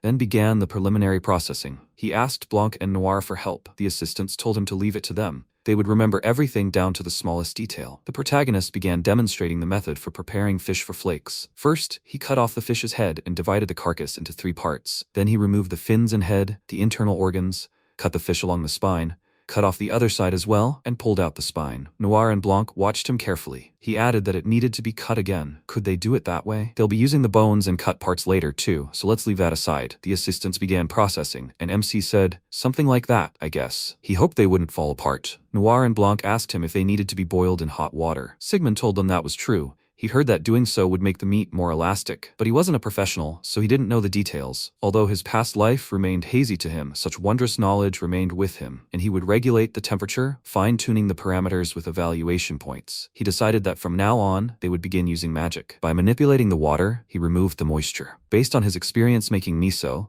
the steeping process could be replaced with magic. Noir asked him in surprise if this was really edible. The protagonist replied, "It doesn't really look like food, does it? It needs to be processed into fine shavings first. Let them try adding it to miso soup." When the assistants did so, Blanc exclaimed, "It's delicious." Noir remarked, "It adds a new flavor." The protagonist said, "If you improve it, it will be even more delicious." Miso soup with tuna flakes. Now he wanted rice. The assistants were surprised. "Rice?" Sigmund said. Yes, in his homeland, rice was a staple food. Therefore, there were many dishes consisting of rice with various additives. Noir remarked, "It seems rice is grown in the southern part of the Western Union." The protagonist thought, in the southern part? Maybe he should try buying some? At that moment, Sebel called out to him. The butler apologized to him for interrupting him, but the milk buffaloes had arrived. When MC saw them, he was very surprised by their large size. After petting them, he added, "They're so calm." Sebel remarked, "They probably sense his strength. These are very intelligent monsters who obey the strongest. He believes they will be easy to look after." The protagonist mused, "They obey the strongest, yes? Then he should make a blood pact for the safety of Milul and Lalan." After making a pact with the buffalo, he turned to the golems Henry and Ben and entrusted them with the care of the buffalo. The golems replied that he should leave it to them. The protagonist thought with a smile, "He's made it so these two can speak." MC inspected the pen for the acquired animals with a business-like air and noted that the barn seemed to be the right size for them. It must have been difficult to get here. He also prepared a washing area, so they would wash them one by one. The allies began washing the buffalo. Sigmund said that if it was just necessary to remove dirt, cleansing magic would do, but actual washing and brushing is a completely different experience. Ben remarked that the buffalo seemed to enjoy it. MC, tending to another buffalo, looked at the milking organ and said,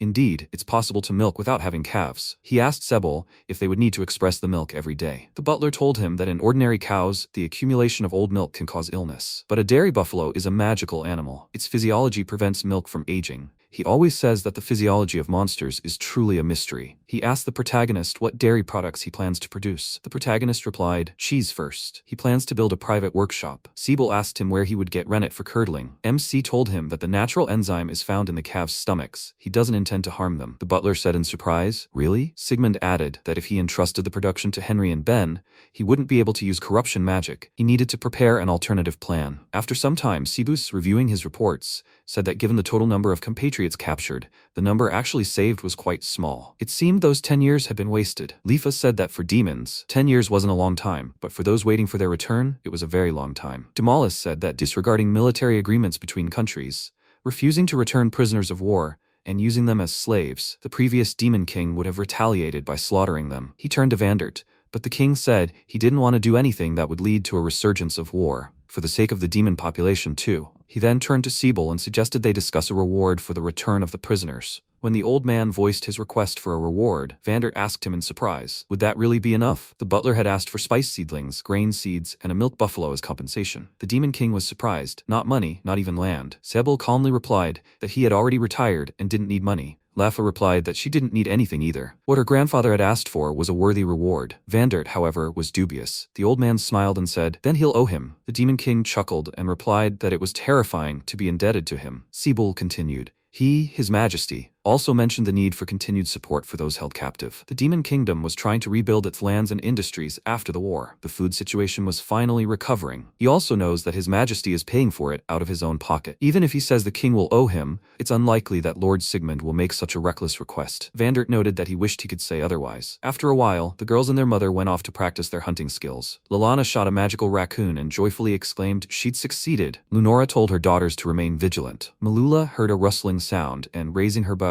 shot a large mouse that appeared on the horizon. Her mother praised her. She'd done well. Suddenly, a sound was heard behind Lilana again. Blackie rushed at the enemy with lightning speed, destroying it almost instantly. The girl, realizing what had happened, tearfully thanked her savior. The protagonist, watching this unfold, exhaled loudly. Sebel noticed they had both noticeably improved their skills. As expected, elven magic requires precision, and it's not even just the magic arrows. One day, Lady Lunora and the others will be able to evolve too. The protagonist asked him if when an elf evolves, they become a high elf. The butler answered that it was. MC clarified, but evolution doesn't usually happen, right? Sebel said, yes. It's a miracle that evolution happens, even if it takes a lifetime. The reason he and Leafa evolved is because they became his vassals. Sigmund, looking at Lunora and her daughters, said, yes, he wants the three of them to remain as safe as possible. They need to wait a little, and they'll see everything. Once transformed, it's impossible to return to your previous state. Appearance and lifespan can also change. Surprised by his knowledge, Sebel confirmed that this was true. Sigmund thought, he used to enjoy constantly leveling up his powers in the dungeon, so he had no idea the requirements for transformation were so high, or rather, this abyssal cave itself is a place ordinary demons can't approach. He added out loud, in other words, he, who had increased his level even further after defeating the dungeon, knew what he was talking about, but they shouldn't think about that. The butler looked at him, puzzled. MC said, in any case, if the girls can adapt to this forest, they won't have to worry about their powers anywhere they go. The old man answered, that's right. At that moment, Malula called out to the protagonist, showed him a rabbit, and joyfully exclaimed, let him see this. She caught it. Lilana added, her arrow hit it too. It was a carnivorous hell rabbit. The protagonist ruffled their hair and praised them. They had both shot a very large rabbit. Sebel thought in surprise. The hellish rabbit got its name because encountering it meant death, but in the case of his master, his questions about common sense would be misplaced. MC remarked that they would cook dinner tonight from the meat of their kill. The girls happily accepted his offer. The butler said he looked forward to them both becoming great and powerful elves. Sigmund told him he thought like a demon. The old man said that animals and monsters appear from somewhere in this forest, and he was glad there was no shortage of prey. The protagonist said he, too, had suddenly appeared here. At that moment, Kian thought, a huge forest stretching from the center of the continent to the northeast. This place is a place that the inhabitants of the continent tremble before. No one should set foot there. It is called the Forest of the Abyss. At the center of the forest lies the Labyrinth of the Abyss. This was a seal created hundreds of thousands of years ago by the hated creator god to imprison him. How he hated it. He was not content with merely incarnating such a weak body. To be trapped in a labyrinth was terrifying, but his plan was no longer effective. He didn't know what had happened, but the labyrinth had disappeared, and now he was free. He would emerge to the surface of the earth and take revenge on the creator god. Kian lamented once again. Was the body such an inconvenient thing? In his original form, he could have reached the surface in a single breath, but he had endured this for hundreds of thousands of years to this point. Making his way to the exit, he continued, the ruins of this world will disappear. When he regains his strength and rules the Earth's surface, he will take what is his. Finally reaching the exit, Kian poked his head out, looked around, and emerged completely. He jumped with joy and exclaimed, let the creator god tremble. Let him see, he has descended to Earth. At that moment, Kian heard a sound and saw a monster appear. He gasped in surprise. What is this? Reaching out his paw, Kion activated his power and dispatched the enemy. Then he snorted. The small fry has been caught. This is far from normal, but it seems this world too is filled with fear and killing intent. This gives him, the evil god, strength. If he kills all the inhabitants of this world, created by the creator god, his power should be restored even further. He will make his attacker regret sealing him away instead of getting rid of him outright. Kion activated his magic tracking and realized there were countless creatures possessing magic in the forest. Some are even more powerful than he is currently. But it seems his natural enemy, the ancient dragon, no longer exists. Apparently they thought one black dragon would be enough to guard the labyrinth. An ancient dragon, the mere memory of him makes his insides boil. In the age of the gods, he became a minion of the creator god, charged with destroying the lesser gods who refused to obey. Now he will gain power capable of crushing even an ancient dragon, and he will start by killing easy prey. He activated his magical vision, saw Lunor and the girls, and joyfully exclaimed, "There are people in this forest too? Small creatures created by the creator god after he was sealed. They are insects writhing in the sun's rays. How should he get rid of them? First, he must capture them." Kion lunged at the elves, but the protagonist stopped him, and looking him in the eye, asked him, "Is this the one who wants to kill his children?" Kion was surprised. A human? What kind of magic is this? He is stronger than the ancient dragon he remembers. The protagonist raised him up. Kion activated his destruction ability and said, "So, his human body will be completely destroyed." But MC easily handled his summoning and told him of interesting abilities. Kion exclaimed in confusion, "Why didn't his destruction ability work?" Sigmund answered him that it worked, only his regeneration was higher. With such abilities, the attack could be negated. Kion shouted angrily, "He's a god compared to him, a disrespectful human." The protagonist remarked in surprise, "A god? He's the one worshipped by the holy kingdom of Zirad?" Kion answered him irritably, "He doesn't know where that is." The protagonist continued, "He's different from ordinary monsters, but he doesn't seem so. So, there are different gods in this world? Until now, he hadn't felt any presence, and now it suddenly manifested itself? Did he emerge from the abyssal labyrinth? He hadn't felt its presence when he was there. Perhaps he didn't notice it because there were more powerful monsters there? Kion angrily responded, "Insulting a god." Suddenly his voice weakened and confused. He asked why his strength was leaving him. Was he absorbing his power? The protagonist activated the draining touch ability. Kion yelled at him, "What is he doing? This is disrespectful. Make him stop." "What does he want?" "If he wants more power, he can make him his vassal and gain protection." The protagonist laughed and said that making a weaker god his vassal wouldn't do him any good. Besides, wasn't he planning to kill his people? He wasn't going to let him get away with it. Kion was indignant. What did he say? MC, without another word, drained all his life force. After that, he said in a casual tone, "Now, maybe I should go home and pick some vegetables." Sometime later, in the Demon King's kingdom, Vandert was deep in thought, sighing heavily from time to time. Demolus asked him anxiously if something was bothering him. If he so desired, let him give Demolus an order. They would do everything possible. Abaddon suggested that the Holy Kingdom had done something wrong again. Vandert, with a heavy sigh, answered them, "No, that was something else entirely." Demolus asked him if it might have something to do with Prince Berg. The Demon King remarked that the more time passed, the more he resembled his father. It seemed there was some kind of dispute in the palace today. That was true. Berg, the crown prince, chased an old man away from his place in the tavern and arrogantly told him it was his favorite place. "Let him get out of here." The man wanted to protest, but his companion pointed out that it was His Highness Berg. Had he mistaken him? But the old man still indignantly asked the prince, "What is he doing? He couldn't even stand in line?" Berg angrily replied that if he had any grievances against him, they should be resolved like demons. His comrades led the old man away, and the prince's henchmen remarked admiringly, as expected of his majesty, the true heir to the demon race. The prince said that since the beginning of his old father's reign, everyone had been talking about nothing but this, how they'd gotten to him. After all, power is supreme among demons. His grandfather Bar was the true demon king, and his father killed him with his cunning tricks. How could he forgive him? He will once again transform the demon kingdom into a powerful army. He will restore their glorious past. His comrades joyfully exclaimed, raising their glasses to the next generation of demon kings to Lord Berg. Vandert sighed. Demolus said that, as a demon himself, he understood why they were so drawn to power, and Berg was strong for his age. However, the Demon King and military officer Iglis were certainly strong as well. They still don't intend to defeat Abaddon. The Demon King said his father reigned as the Demon King. On the battlefield, he defeated enemies with overwhelming force. This happened because all domestic issues were also resolved, despite the fact that at the time the country was in turmoil. Abaddon noted that this was why the Demon King decided to overthrow Bar. He didn't know if Mr. Berg realized that it was a wise decision. Vandert said, "This foolish son of his is even making public statements. It seems his rule is spreading across the continent. Many of his peers support him because their ideals are similar." 10 years have passed since the end of the war, and although the country had only just regained its composure, his son is causing such trouble. Abaddon and Demolus lowered their heads in embarrassment. The Demon King came to his senses and told them to forgive him. He wasn't complaining about them at all. It was all his fault. His father had once also ruled without being able to care for his children. He himself doesn't remember being raised by a father, and how should he treat him? Abaddon told him it wasn't his fault. He wished he could say something more frank, but it must also suit his temperament. His Highness Second Prince David must grow up peacefully. Vander checked with him, right? So His Highness Berg doesn't know about the war. David came to the library. Berg called out to him, and the second prince asked him in surprise what had happened. He rarely came to the library. The first prince answered him that it was all because of his mother's lackey. He gave his younger brother his textbooks and ordered him to finish his section by tomorrow. This was probably the only thing he could do. David looked sadly at his brother's comrades and thought, his brother's lackeys,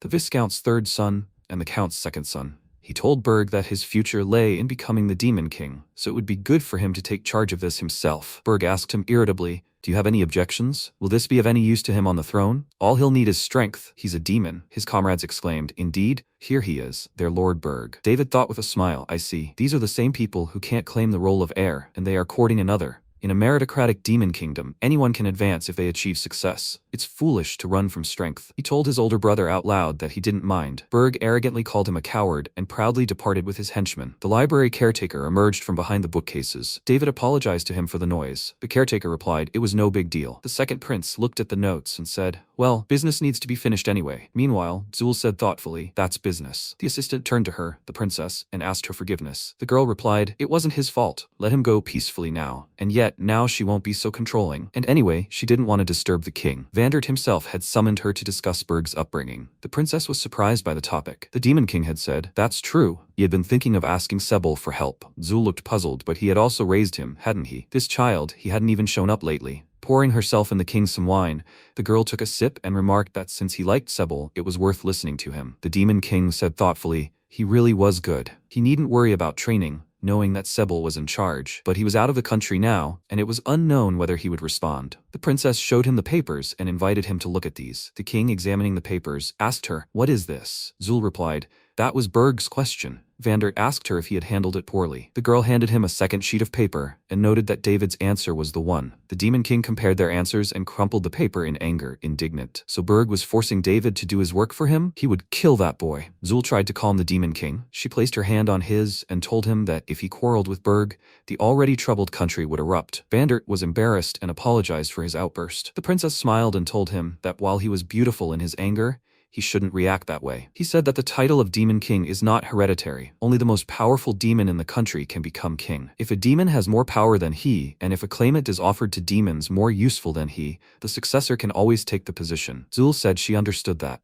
However, she would like her child to have the education to become king. After all, there is a bloodline through which the title of king was passed down to him. If the children are raised properly, then either Berg or David could become future kings. That's why a compromise is impossible. This is necessary to avoid the birth of another generation of His Majesty Bar. Vandert looked at her in surprise and said, it's true, he hadn't thought about that. And yet, be that as it may, David's answer is not bad. He's smart. He's heard about his academic performance. It's nice to see him succeed. Zul said with a smile, it's true. He's calm and popular among his subjects, and the teachers praise him. If only David had strength, there would be nothing to complain about. The Demon King agreed with the mother of his children. He added, I wonder if they'll be able to ask Sebel to teach David too? He even felt a bit sorry for him. Although perhaps this would be a great opportunity to teach him martial arts and show him the world. After some time, Sebel approached the protagonist, saying he would like to consult with him. Sigmund asked him what had happened. The butler replied that he would like to take a few days off. He had received a very interesting offer from the Demon King. The protagonist asked if he could find out what the offer was. The old man said that he would like both his heirs to receive short-term training. It seemed that his eldest son, heir Berg, respects the former Demon King. MC noted that the former Demon King had declared war on the entire world. Leafa responded that he was indeed seeking to unite the continent with the demons. Sebel added that Crown Prince Berg was said to be pursuing the same goal. The protagonist remarked, yes, that's very unpleasant. If Sebel began training him, would that mean he shared his ideas? And the request seemed urgent. What about the second prince? The butler asked. Was he talking about David? They say His Highness David has a gentle disposition and good grades. The protagonist was surprised. Wouldn't it be logical to make him the crown prince? Sebel said that to become king, one must have power equal to a demon. And if a demon doesn't have this power, other demons won't follow. He wouldn't be surprised if a rebellion broke out in the country soon. MC remarked, turning to Sebel and Leafa, by the way, would they be able to serve him after they saw his power? The three laughed. Then the protagonist told the butler that if he wanted, he could go to the demon kingdom. Sebel thanked his lord for this. The protagonist remarked, and about that offer, could he go with him? Both the girl and the butler exclaimed in fear, He shouldn't think about it. What's he thinking? This would break his heart, and not just his own but his heirs as well. MC asked them, confused, would it be that bad? What if he kept his presence a secret? He was so interested in watching Sebel. The old man, after thinking for a moment, agreed, saying, then it's decided. He added, however, that the master must under no circumstances reveal himself. Sigmund joyfully replied that he understood. After some time, MC and the butler watched the girls building a sandcastle. Finally they exclaimed, they've succeeded. The girls called out to the protagonist and Sebel to come see their creation. The protagonist, smiling, marveled at how enormous the palace was. The butler added, it's no less impressive than the Demon King's palace. Malula asked him in surprise. The Demon King's palace? The old man remarked. Yes, they've both studied the Demon Kingdom well. Malula exclaimed. That's where her older sister and grandfather lived. Sebel answered with a smile. That's right. There's a large palace in the Demon Kingdom where the king lives. Lalana asked him in surprise. A palace? Is there a princess there? The old man replied. Well, there's a prince there. Sigmund told the girls that Sebel would soon be going there to teach. The girls exclaimed, study. The protagonist laughed and answered, yes, he, Malula, and Lalana. The butler remarked, it's best not to tell their highnesses about this. The girls rejoiced. They'll be studying together with their brother. Sigmund said, well, it'll be a bit difficult. Malula was surprised. Why? Sebel replied, he'll be studying something they don't need. Lalana asked, puzzled. What's unnecessary? The butler said, they're already learning what Lunora's beloved daughters need, right? Just like the prince is learning what he needs as the heir to the Demon Kingdom. The girls groaned in disappointment. So, they can't learn this? The old man replied, can't isn't the right word. But is it right to learn something else when they haven't finished their training yet? Lalana exclaimed. I understand. Then she and her sister will be teachers too. It's more fun together. The protagonist laughed and said, excellent idea, and the lessons will be more interesting. Sebel asked him, don't do that. If that happens, it will hurt their highnesses' pride. The protagonist remarked, it would be a shame, indeed. He turned to the girls and suggested they postpone their teaching duties until another time. At that moment, Lunora called out to the children, shouting that Blanc and Noir had prepared sweets for them. The girls joyfully ran at their mother's call, washed their hands thoroughly, and sat at the table, eyeing the desserts with anticipation. Blanc told them they'd also made berry juice for them. The girls wished everyone a bon appetit and began eating. After tasting the sweets and juice, they exclaimed that it was sweet and delicious. Lunora thanked the maids, and the dolls sheepishly replied that it was their job. Malula and Lalana were important guests of their master, just like Lunora herself. The girl's mother smiled and said that thanks to everyone's care, these two are growing up healthy. They should appreciate it and not take it for granted. The girls exclaimed, yes, it's all thanks to their older brother Sigmund. Their mother suggested they practice living independently. After a while, Leafa said, so her grandfather is going to the Demon Kingdom to teach the Lord's children? He told his granddaughter he planned to hold classes on the outskirts of the Abyssal Forest, where he and she used to live. Incidentally, he had a favor to ask his master. Could he lend him Azur and Kugunochi? The protagonist was surprised by his words, but replied that he wouldn't mind. He would ask them both later if they agreed, but wouldn't the outskirts of the forest be safe without them? Sebel thanked him and said he'd like to ask for their help in training. There's a saying, a demon king must be strong. First, he wants the princes to train their endurance. MC laughed, noting Spartan methods though. The old man continued, those who break under such a test are of no use to the future Demon King's country. This is necessary not only to control the demons, but also to restrain neighboring countries. A strong demon king serves as a deterrent for other states. Moreover, he will need the intelligence of a ruler. The protagonist said, it seems being a demon king is more difficult than he thought. Leafa handed him a cup of tea, which the protagonist gratefully accepted. Sipping, he continued, the current demon king must be very busy, right? Since he entrusted Sebel with his training. The butler told him so. Sigmund exclaimed, he'll use Azur and Kugunochi's power, right? If he needs to scare the royal children, he can help. The butler reproachfully told him that his master was overstepping his bounds. MC was embarrassed and said he understood. After a while, Berg, sitting in the carriage, asked his henchman what his father was thinking. One of his friends remarked, is this their first time so close to the Abyss Forest? Iglis shouted to his subordinates, all clear, keep them on guard from here. The subordinates reported that they understood. A military officer turned to the prince and told him they were almost there. Berg apprehensively asked him, Father doesn't intend to kill them, does he? Iglis was indignant. What was he saying? His Majesty was acting solely in their interests. David thought,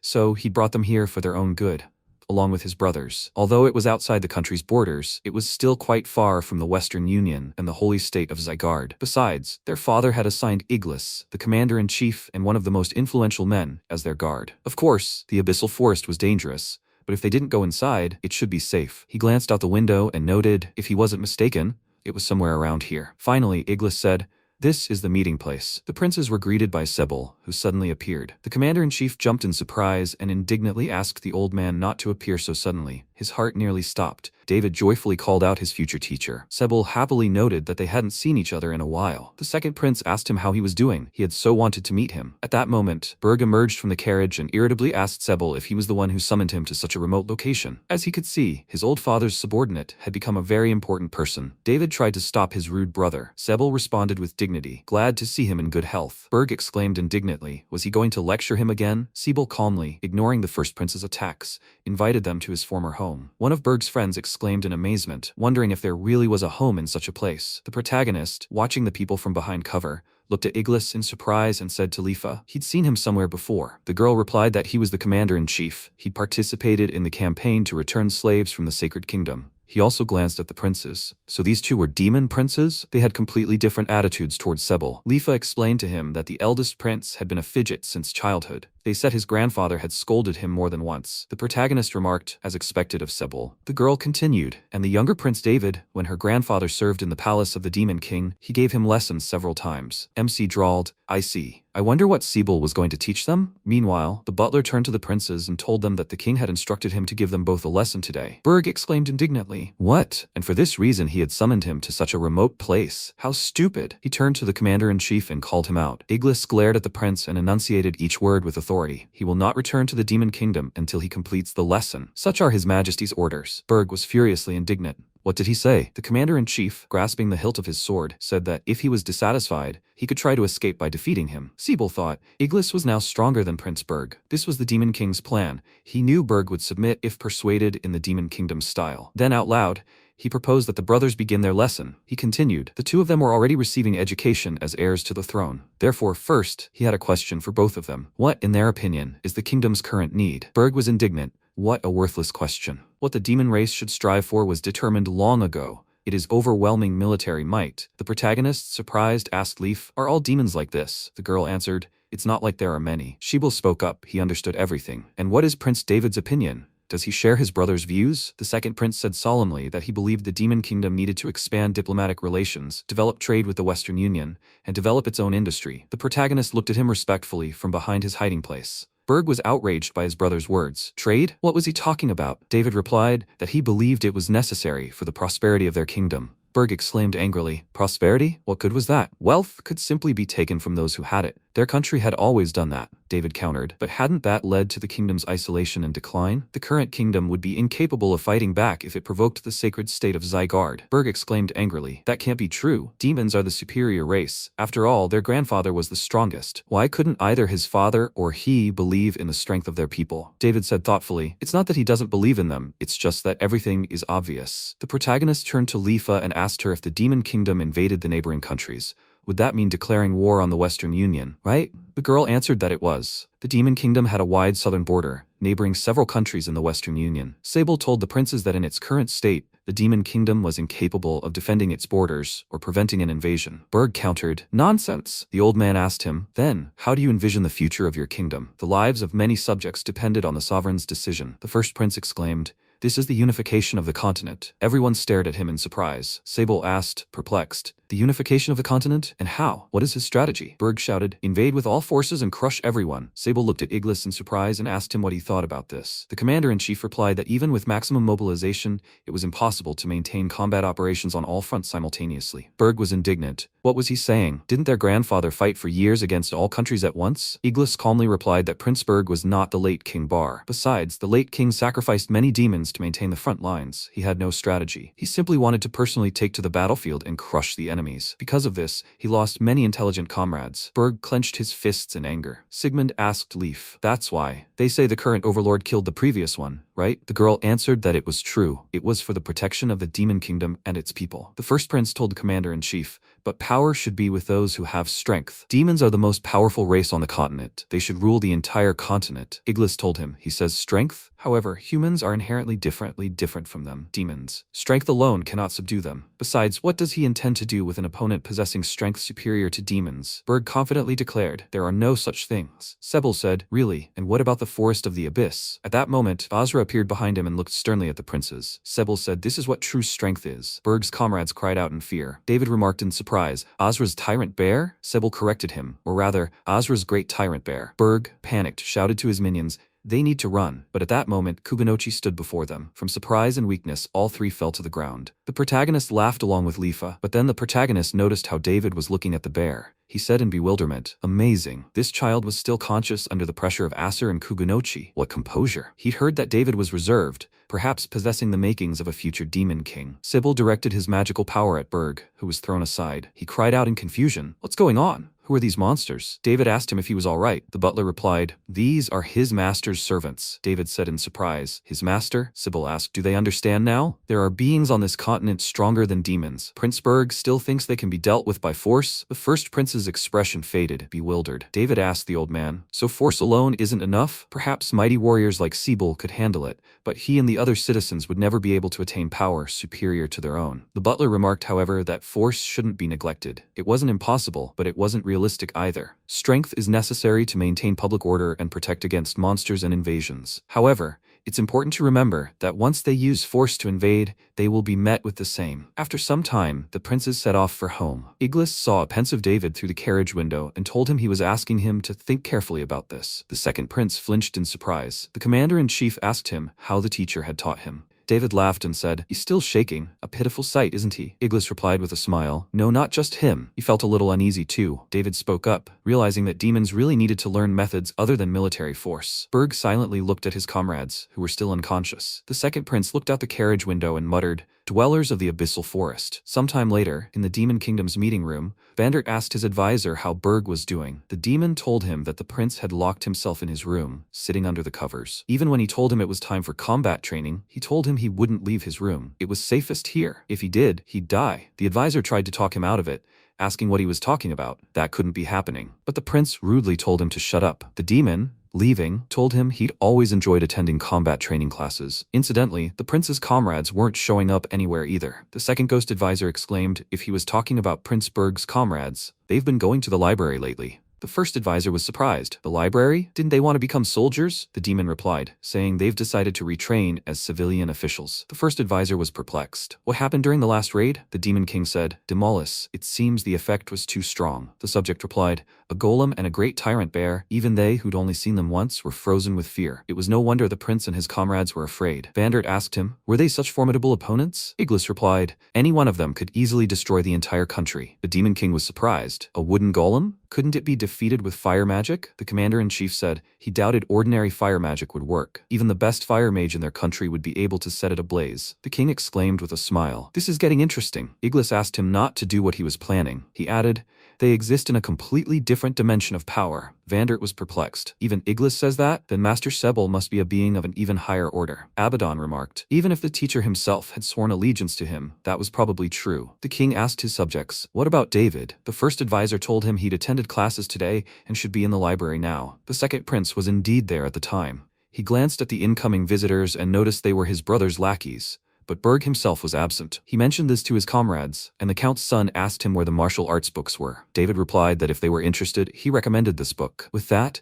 he handed them a textbook. Berg's comrades thanked him politely and left. The second prince waved to them, thinking about what he could do for this country, what power he must acquire, and what he aspired to. He needed to learn more about it. At that moment, Iglis was telling the king that David was magnificent. Even in his fear, he tried to maintain his composure and analyze the situation. Vandert, surprised, asked him, "Is this true?" The commander-in-chief continued, even questioning his teacher in the face of those two monsters. Although he was inferior to Lord Berg in strength, his fortitude was impressive. If he weren't a demon prince, he would have offered him the chance to become his apprentice. The demon king spoke thoughtfully, sounding both joyful and troublesome. Demolus asked him, "Is it because of Berg? In the Demon Kingdom, strength is everything. After all, not only the firstborn can become king, right?" Vandert replied that was true, but David was a calm child. After becoming the Demon King, one can't simply remain peaceful. Therefore, he needed to think further. Are there any other demons who would like to become king? Iglis replied that among the current military leaders, there was no one who could match the Demon King's strength. Abaddon said, of course, and among the civil servants too. There was a huge difference between the Demon King's lineage and the rest of the demons. The Demon King said it was probably true. Berg dreamed of becoming the Demon King and was cultivating his powers and the wisdom of a ruler. And if David became chancellor and helped him, it would be good for the country. Perhaps, if the first prince's mindset changed after this lesson, they might have a chance. Perhaps they should consult with Sebel again? Demolus asked the ruler if he relied on him too much. He was worried about hurting his feelings. The king countered,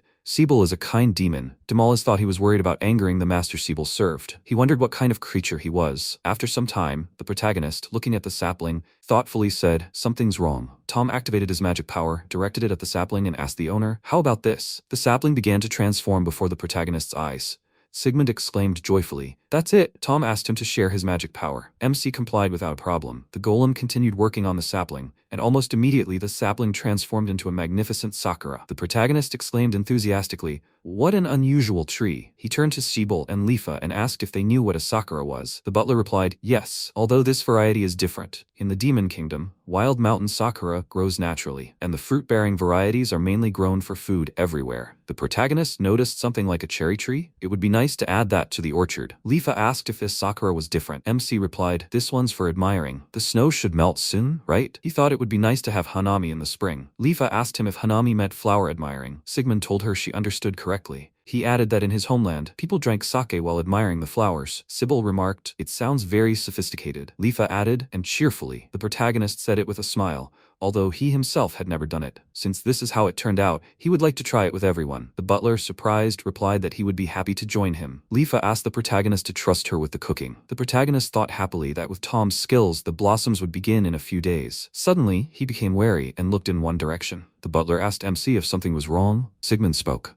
In the central part of the forest, magical energy began to stir, a slight vibration, but there was no unpleasant sensation. The butler remarked that, unlike that incident with the self-proclaimed god, there was no murderous intent here. The protagonist prepared to go check it out, and Leafa volunteered to accompany him. Activating the teleporter, the allies reached the location with lightning speed. A cave appeared before them. The protagonist exclaimed in surprise, is this the entrance to a dungeon? Wasn't it here? The abyssal labyrinth collapsed and disappeared. He had completed it to the end. Sebel replied that dungeons don't collapse after completion. MC was surprised. Is that true? Leafa replied that dungeons have a core, similar to the monster's magic crystal, and only when this core is destroyed do they disappear. Sigmund looked puzzled, but he didn't remember destroying anything like that. The old man noted that dungeons created not naturally, but with a specific purpose, can disappear once they've fulfilled their purpose or become malfunctioning. According to legend passed down in the land of the Demon King, an evil god is sealed within the labyrinth of the abyss. The protagonist repeated in bewilderment, an evil god? No, that couldn't be true. There were no signs of artificial magical influence. Sebel surmised that this dungeon must have formed naturally. MC said, so it won't disappear, even if you complete it. Both monsters and dungeons appear suddenly in this world, right? Leafa noted, but that's good news. Monsters and items appear within the dungeon, so various countries send adventurers there to gather resources.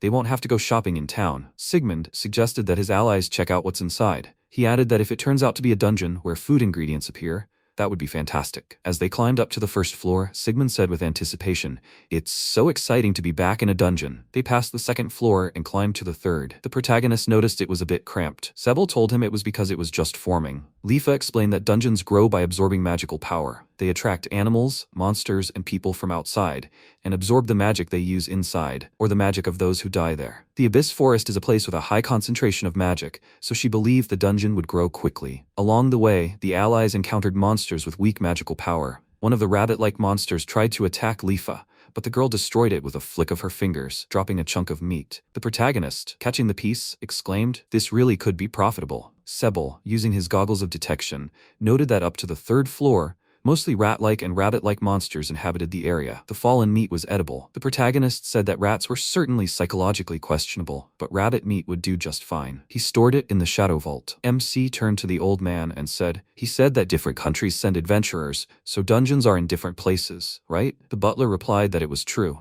The structure depends on the magical power of the land, but they are scattered across different places. The Demon Kingdom has the most dungeons because it has abundant magical power and vast territories. This is one of the reasons why the Holy Kingdom considers the Demon Kingdom its enemy. Sigmund pointed out, but doesn't ISEKAI'D itself have dungeons too? Leafa said they do, but their land has little magical power, so the caves there can't develop much. She added that, according to rumors, a peculiarity of this land is that only undead-type monsters appear in the dungeons. MC thought about the undead, thinking there might be ghostly monsters immune to physical attacks. He knew that best. They're likely quite challenging opponents for adventurers. Leafa continued, and the dropped items are also mostly difficult to handle. Items with effects, suspicious fabric, and rotten meat. The protagonist apologized for interrupting and said that even though it's called a sacred kingdom, the monsters inside are random. At least the magic stones can be used as materials for alchemy or magical tools, but they're not something you can use like meat or vegetables. Sebel said the 4th floor begins here. Climbing up, the protagonist exclaimed in delight, "Stone turtles and stone lizards, meat and sometimes minerals drop." The butler remarked, "This dungeon is a real gem. These are rare drops.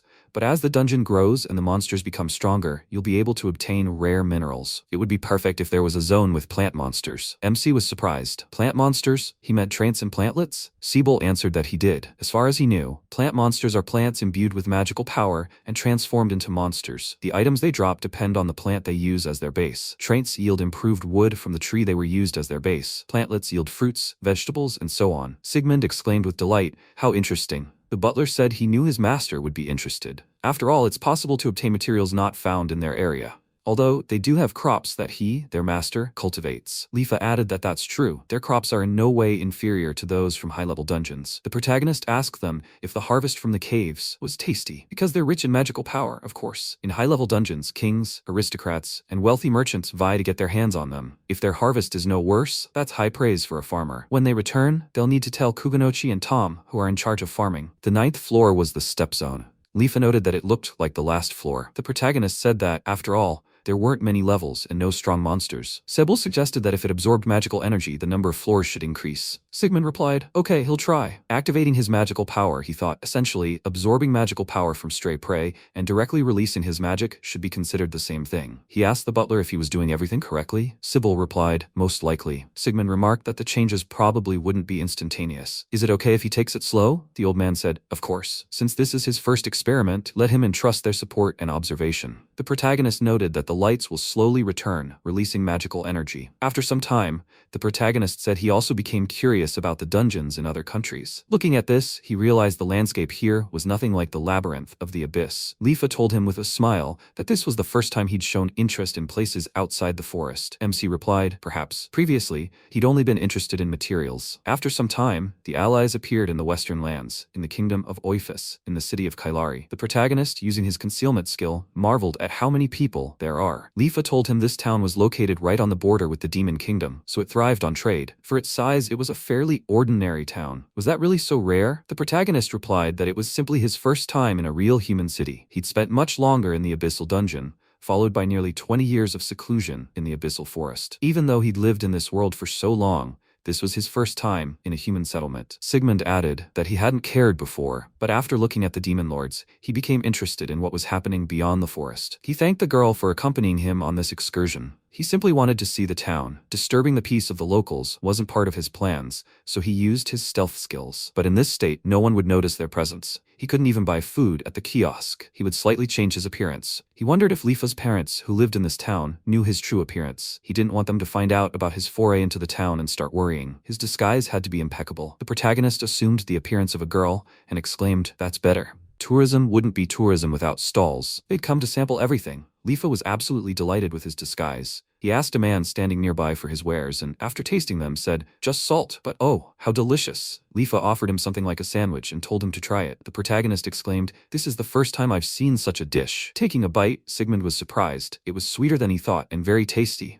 Leafa told him that demons, humans, dwarves, elves, and beastmen live here, so the cuisine here is varied. There are even demon stalls. After trying another dish, the protagonist exclaimed, "It's spicy and delicious." The girl explained that in the demon kingdom, many like it spicy. MC assumed it was probably because it was cold there. After eating, the allies continued their walk. Suddenly, a shop caught his attention. He asked Leaf if they sold magical tools there. Upon closer inspection, the protagonist noticed the tool was broken. "Do they repair them before use?" The girl answered him, No, few people know how to repair magical tools. They're simply sold as decorations. The protagonist exclaimed in bewilderment. What decorations? Leaf explained that almost all of these artifacts were found in ruins or dungeons. They don't work without repairs. Only a few simple artifacts have been repaired. Sigmund was surprised. So that's why they sell them as decorations? His estate is full of homemade magical contraptions. Leafa said, even the royal palace uses oil lamps or candles for lighting. Water is heated with wood and boilers. A bath is a luxury for the wealthy nobility once a week. MC answered. I see, so that's how it is. Suddenly, a boy named Kid bumped into the protagonist, who immediately jumped away and ran on. The protagonist shouted at him, is he okay? Kid replied, he's fine, please forgive him. Leafa looked at Sigmund and told him that the boy bumped into him on purpose. MC looked into one of the alleys, saw ragged and skinny children there, and remarked, street kids then. The girl said, this is quite common in fairly large cities. The protagonist asked her if there weren't any institutions here that would care for them. She told him that she remembered there was an orphanage in culinary, but she didn't know where exactly. Meanwhile, Kid, who had bumped into the protagonist, cursed and muttered, this girl is small, but she didn't even flinch. He got scared and ran away before he could cut the wallet. At that moment, the protagonist called out to him, and before the boy could get scared, MC placed a gold coin in his palm and told him he had business with him. And don't even think about running away, okay? Kid looked at the protagonist in confusion and asked him what he wanted from him. After a while, Kid led Leaf and MC to the place Sigmund had asked him about. The boy told them they had arrived. The protagonist asked him if this was a church orphanage. Kid answered that it was. It was run by an old nun named Dora. He brought them here, and from then on, they're on their own. Okay? MC asked him in surprise, will he come in with them? The boy replied negatively, adding, he could see for himself that it was total devastation. There wasn't enough money to feed the whole gang. If he were here too, it would be an extra burden for Dora. At that moment, the orphanage door opened, and Dora peered out with a surprised gasp. She greeted Kid and asked him if he'd brought his friends. The boy answered solemnly, it's work. He was a guide. Sigmund greeted her and said they'd asked Kid to bring them here. The woman invited them inside. The protagonist apologized for the disturbance. Dora seated them at the table, poured tea for the guests, placed cookies on the table, and said the children had baked them themselves. The neighbors really liked their delicacies, but she apologized for having the cheapest tea. The allies pounced on the cookies, eating them with relish. The protagonist thanked the kind woman for the treat and remarked that the cookies were delicious. Dora smiled and told him she was very happy about it, and the children would be too. MC looked at the children under his care and said there were a lot of human children here. Leafa answered that it was true, there were almost no demon children here. Demons live long lives and are not particularly eager to reproduce, so their birth rate is low. Dora asked them if they were looking for a child to adopt. Sigmund told her that was not the case. He wanted her to take care of Kid. The boy and Dora herself were very surprised by this. The protagonist poured a handful of coins onto the table and added that there was one more thing. He wanted to make a donation to the orphanage. Would she accept it? Dora, with tears in her eyes, told him of course. She would prepare all the necessary documents. Kid scolded her, asking why she was crying. Was she so happy with a pile of money? The woman, wiping away tears of gratitude, said that with them she could save Kid and many other children. After some time, the protagonist apologized to Leafa for dumping all the paperwork on her. The girl responded enthusiastically, saying she was honored that he had entrusted her with this. Sigmund noted that the children looked emaciated.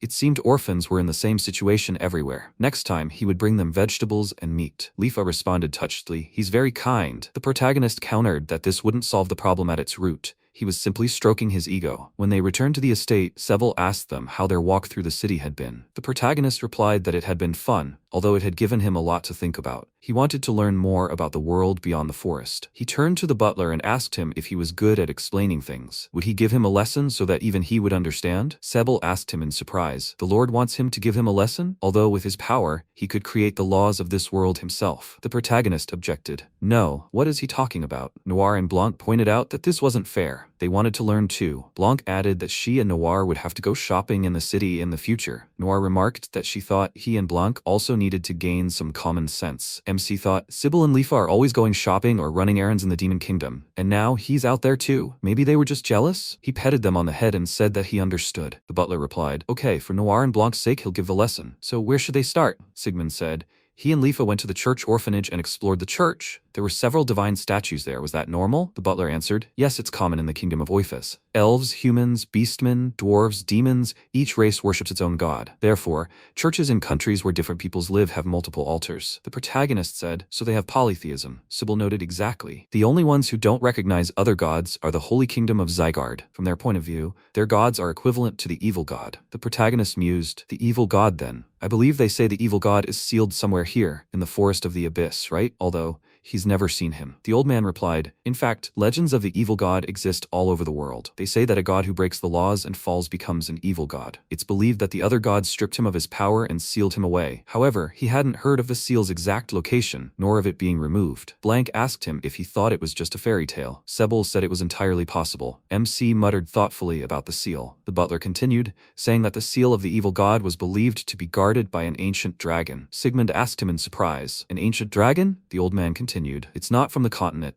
It's a divine messenger, living on the continent of dragons. They say that if the evil god awakens, a dragon will come to this continent to destroy it. The protagonist thought, speaking of the dragons he knows in this world, the final boss of the Labyrinth of No Return is a black dragon, and there was a dragon guarding the seal, and an evil god, stripped of his power and sealed away. And to top it all off, the Labyrinth, destroyed because of him. It all fits together. He said out loud, he doesn't know the truth.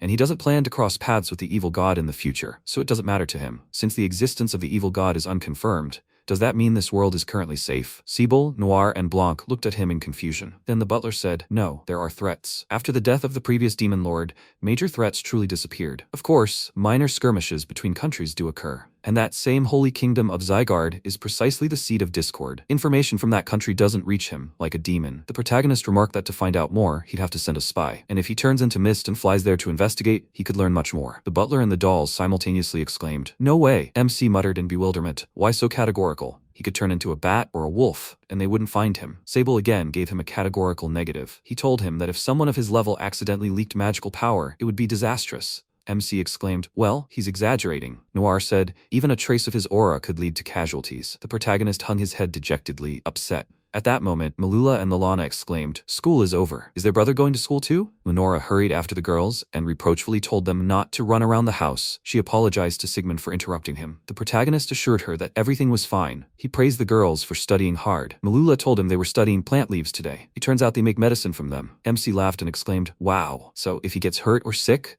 they'll cure him? The girls also laughed and replied, leave it to them. Lenora told her daughters, but for that, they still have a lot to learn. And weren't they supposed to play with Shiro and Kuro today? The girls turned their attention to the magical cats and suggested they go outside. As the girls ran off, the protagonist noticed they were especially enthusiastic lately.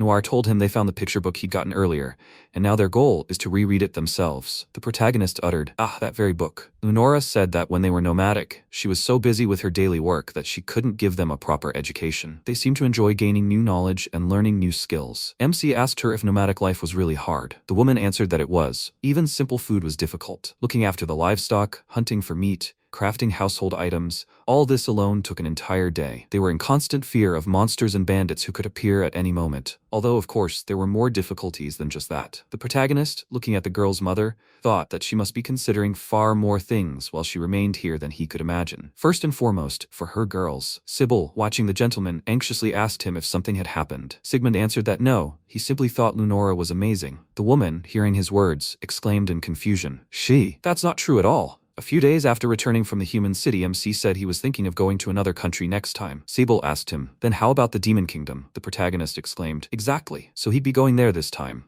Noir and Blanc told their master they were going too, so they'd know where to shop in the future. The butler remarked, that's a good idea. Then, let them give them a general knowledge lesson about this kingdom. He thought 3 days would be enough to learn the basics. The protagonist muttered in surprise, 3 days. Sebel asked him if something was wrong. MC replied that everything was fine. In fact, he thought he'd be skipping classes and farming. 3 days later, they arrived in the Demon Kingdom, in the city of Bastal. Noir and Blanc were amazed by the sight and size of the city. Sigmund asked Leafa if this city, right on the border with human lands, was a front line during the war, right? The girl replied that now, like in Culinary, representatives of a wide variety of races live here. The protagonist remarked with amazement that they had been at war for 10 years, and yet there were still no conflicts. Leafa explained that for a demon, a change of scenery with a new demon lord was perfectly natural. She didn't know what other races thought, but relations between the countries were currently quite good. The protagonist drawled, perhaps owing to the current lord's wise rule. The allies strolled leisurely through the city. Blank marveled at how many different buildings there were. Leafa explained that this was because demons varied greatly in size. Arachnes like herself, ogres, werewolves, and even giants, lived here. MC added that the size and lifestyle dictate the building standards, something worth taking note of. He saw one of the inhabitants and asked Leafa in surprise, "Is that the lizard-like man?" The girl replied that it was a draconian. Considering them lizardmen who are monsters was an insult. Sigmund was surprised. Really? He would keep that in mind. As they walked further, the protagonist and the dolls grew more and more amazed. MC said that even among giants, it turns out,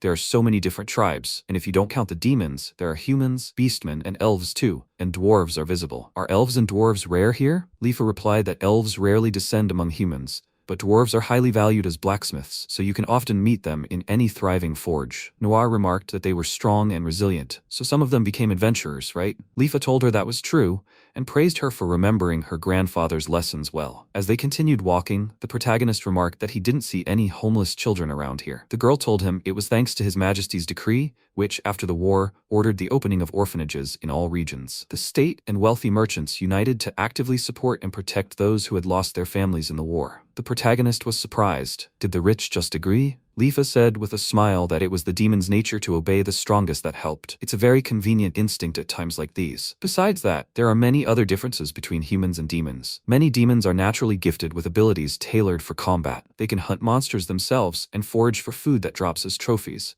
And the basic diet varies among tribes, so there's no shortage of any one food item. Sigmund noted, so they're less likely to starve than humans? The girl mentioned the difference in population size. The protagonist remembered, yes, she'd said demons had a low birth rate. Noir was surprised. In that case, shelters in the demon kingdom should be operating without a problem. Leafa looked at her and replied, until they see it with their own eyes, they won't know. The allies continued on. Finally, Leafa told them they had arrived. Their main objective for today was the Bastille Church. The protagonist and the dolls looked at the tall building in surprise. The girl continued, the shelter is right behind the church. The protagonist froze in front of the church entrance. Blank asked him in surprise, will he go inside? MC answered, actually, he's undead. The doll said sheepishly, that's true. She sometimes forgets that herself. He figured he had resistance to holy magic, so he wouldn't take any damage.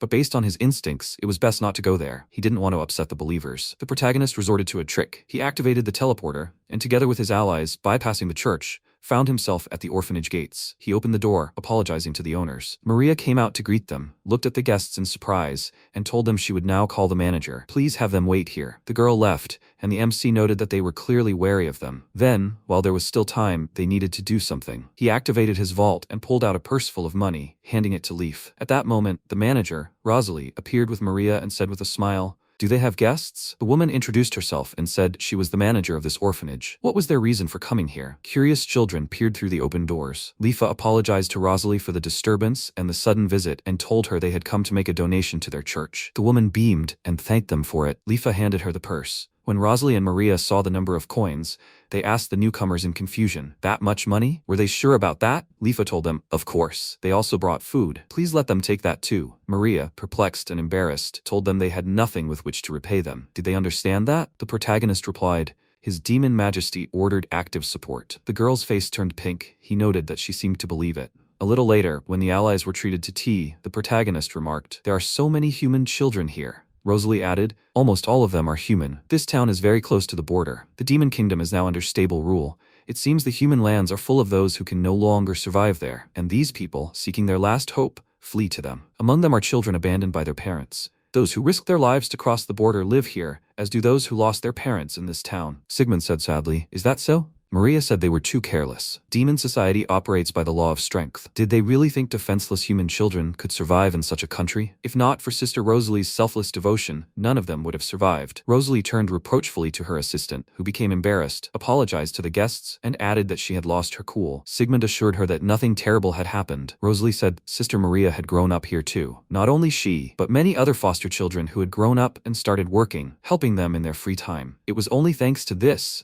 that they had survived thus far. The old woman took the protagonist's hands in hers and told him that, thanks to their sacrifice, things would be much easier for them. A huge thank you to them for their help. MC sheepishly replied that there was nothing to thank them for. He was glad if it had helped even a little. A little while later, the allies decided to do something for the orphanage too, and they began cooking. The protagonist asked Leaf if life in the demon kingdom was really hard for people. She replied that there was always work for healthy adults. The war was over, industry was booming, so there was a labor shortage. He noted, but it was more difficult with children, right? The girl simply replied that it was. The protagonist said, I see. At that moment, a child approached him and asked if he would work. Sigmund smiled and told him, no, that's not quite what he meant. And anyway, let him not call him uncle, just brother, okay? okay?" The child agreed and asked Leaf if she was a new nun. The girl sheepishly replied, "Not at all." Then the child turned to Blank and asked her what she was making. "Soup." The doll said she was making soup. The little boy exclaimed happily, "That's so cool." The main character added, "There'll be meat too." The child's delight knew no bounds. The other children approached him and stared expectantly at the guests. MC asked them if they wanted to cook together. The children happily answered yes. And so, with jokes and merriment, the food was prepared. The children ate the prepared food with relish, licking their plates clean. Sigmund told Leafa that he couldn't sponsor them forever. His money was finite. It would be good to find some other solution. He immediately said sheepishly, although this wasn't like him. The girl countered, "Not at all. That's very much his style. He's very kind." MC, embarrassed and puzzled, ruffled his hair under the surprised glances of his allies and the smiling children.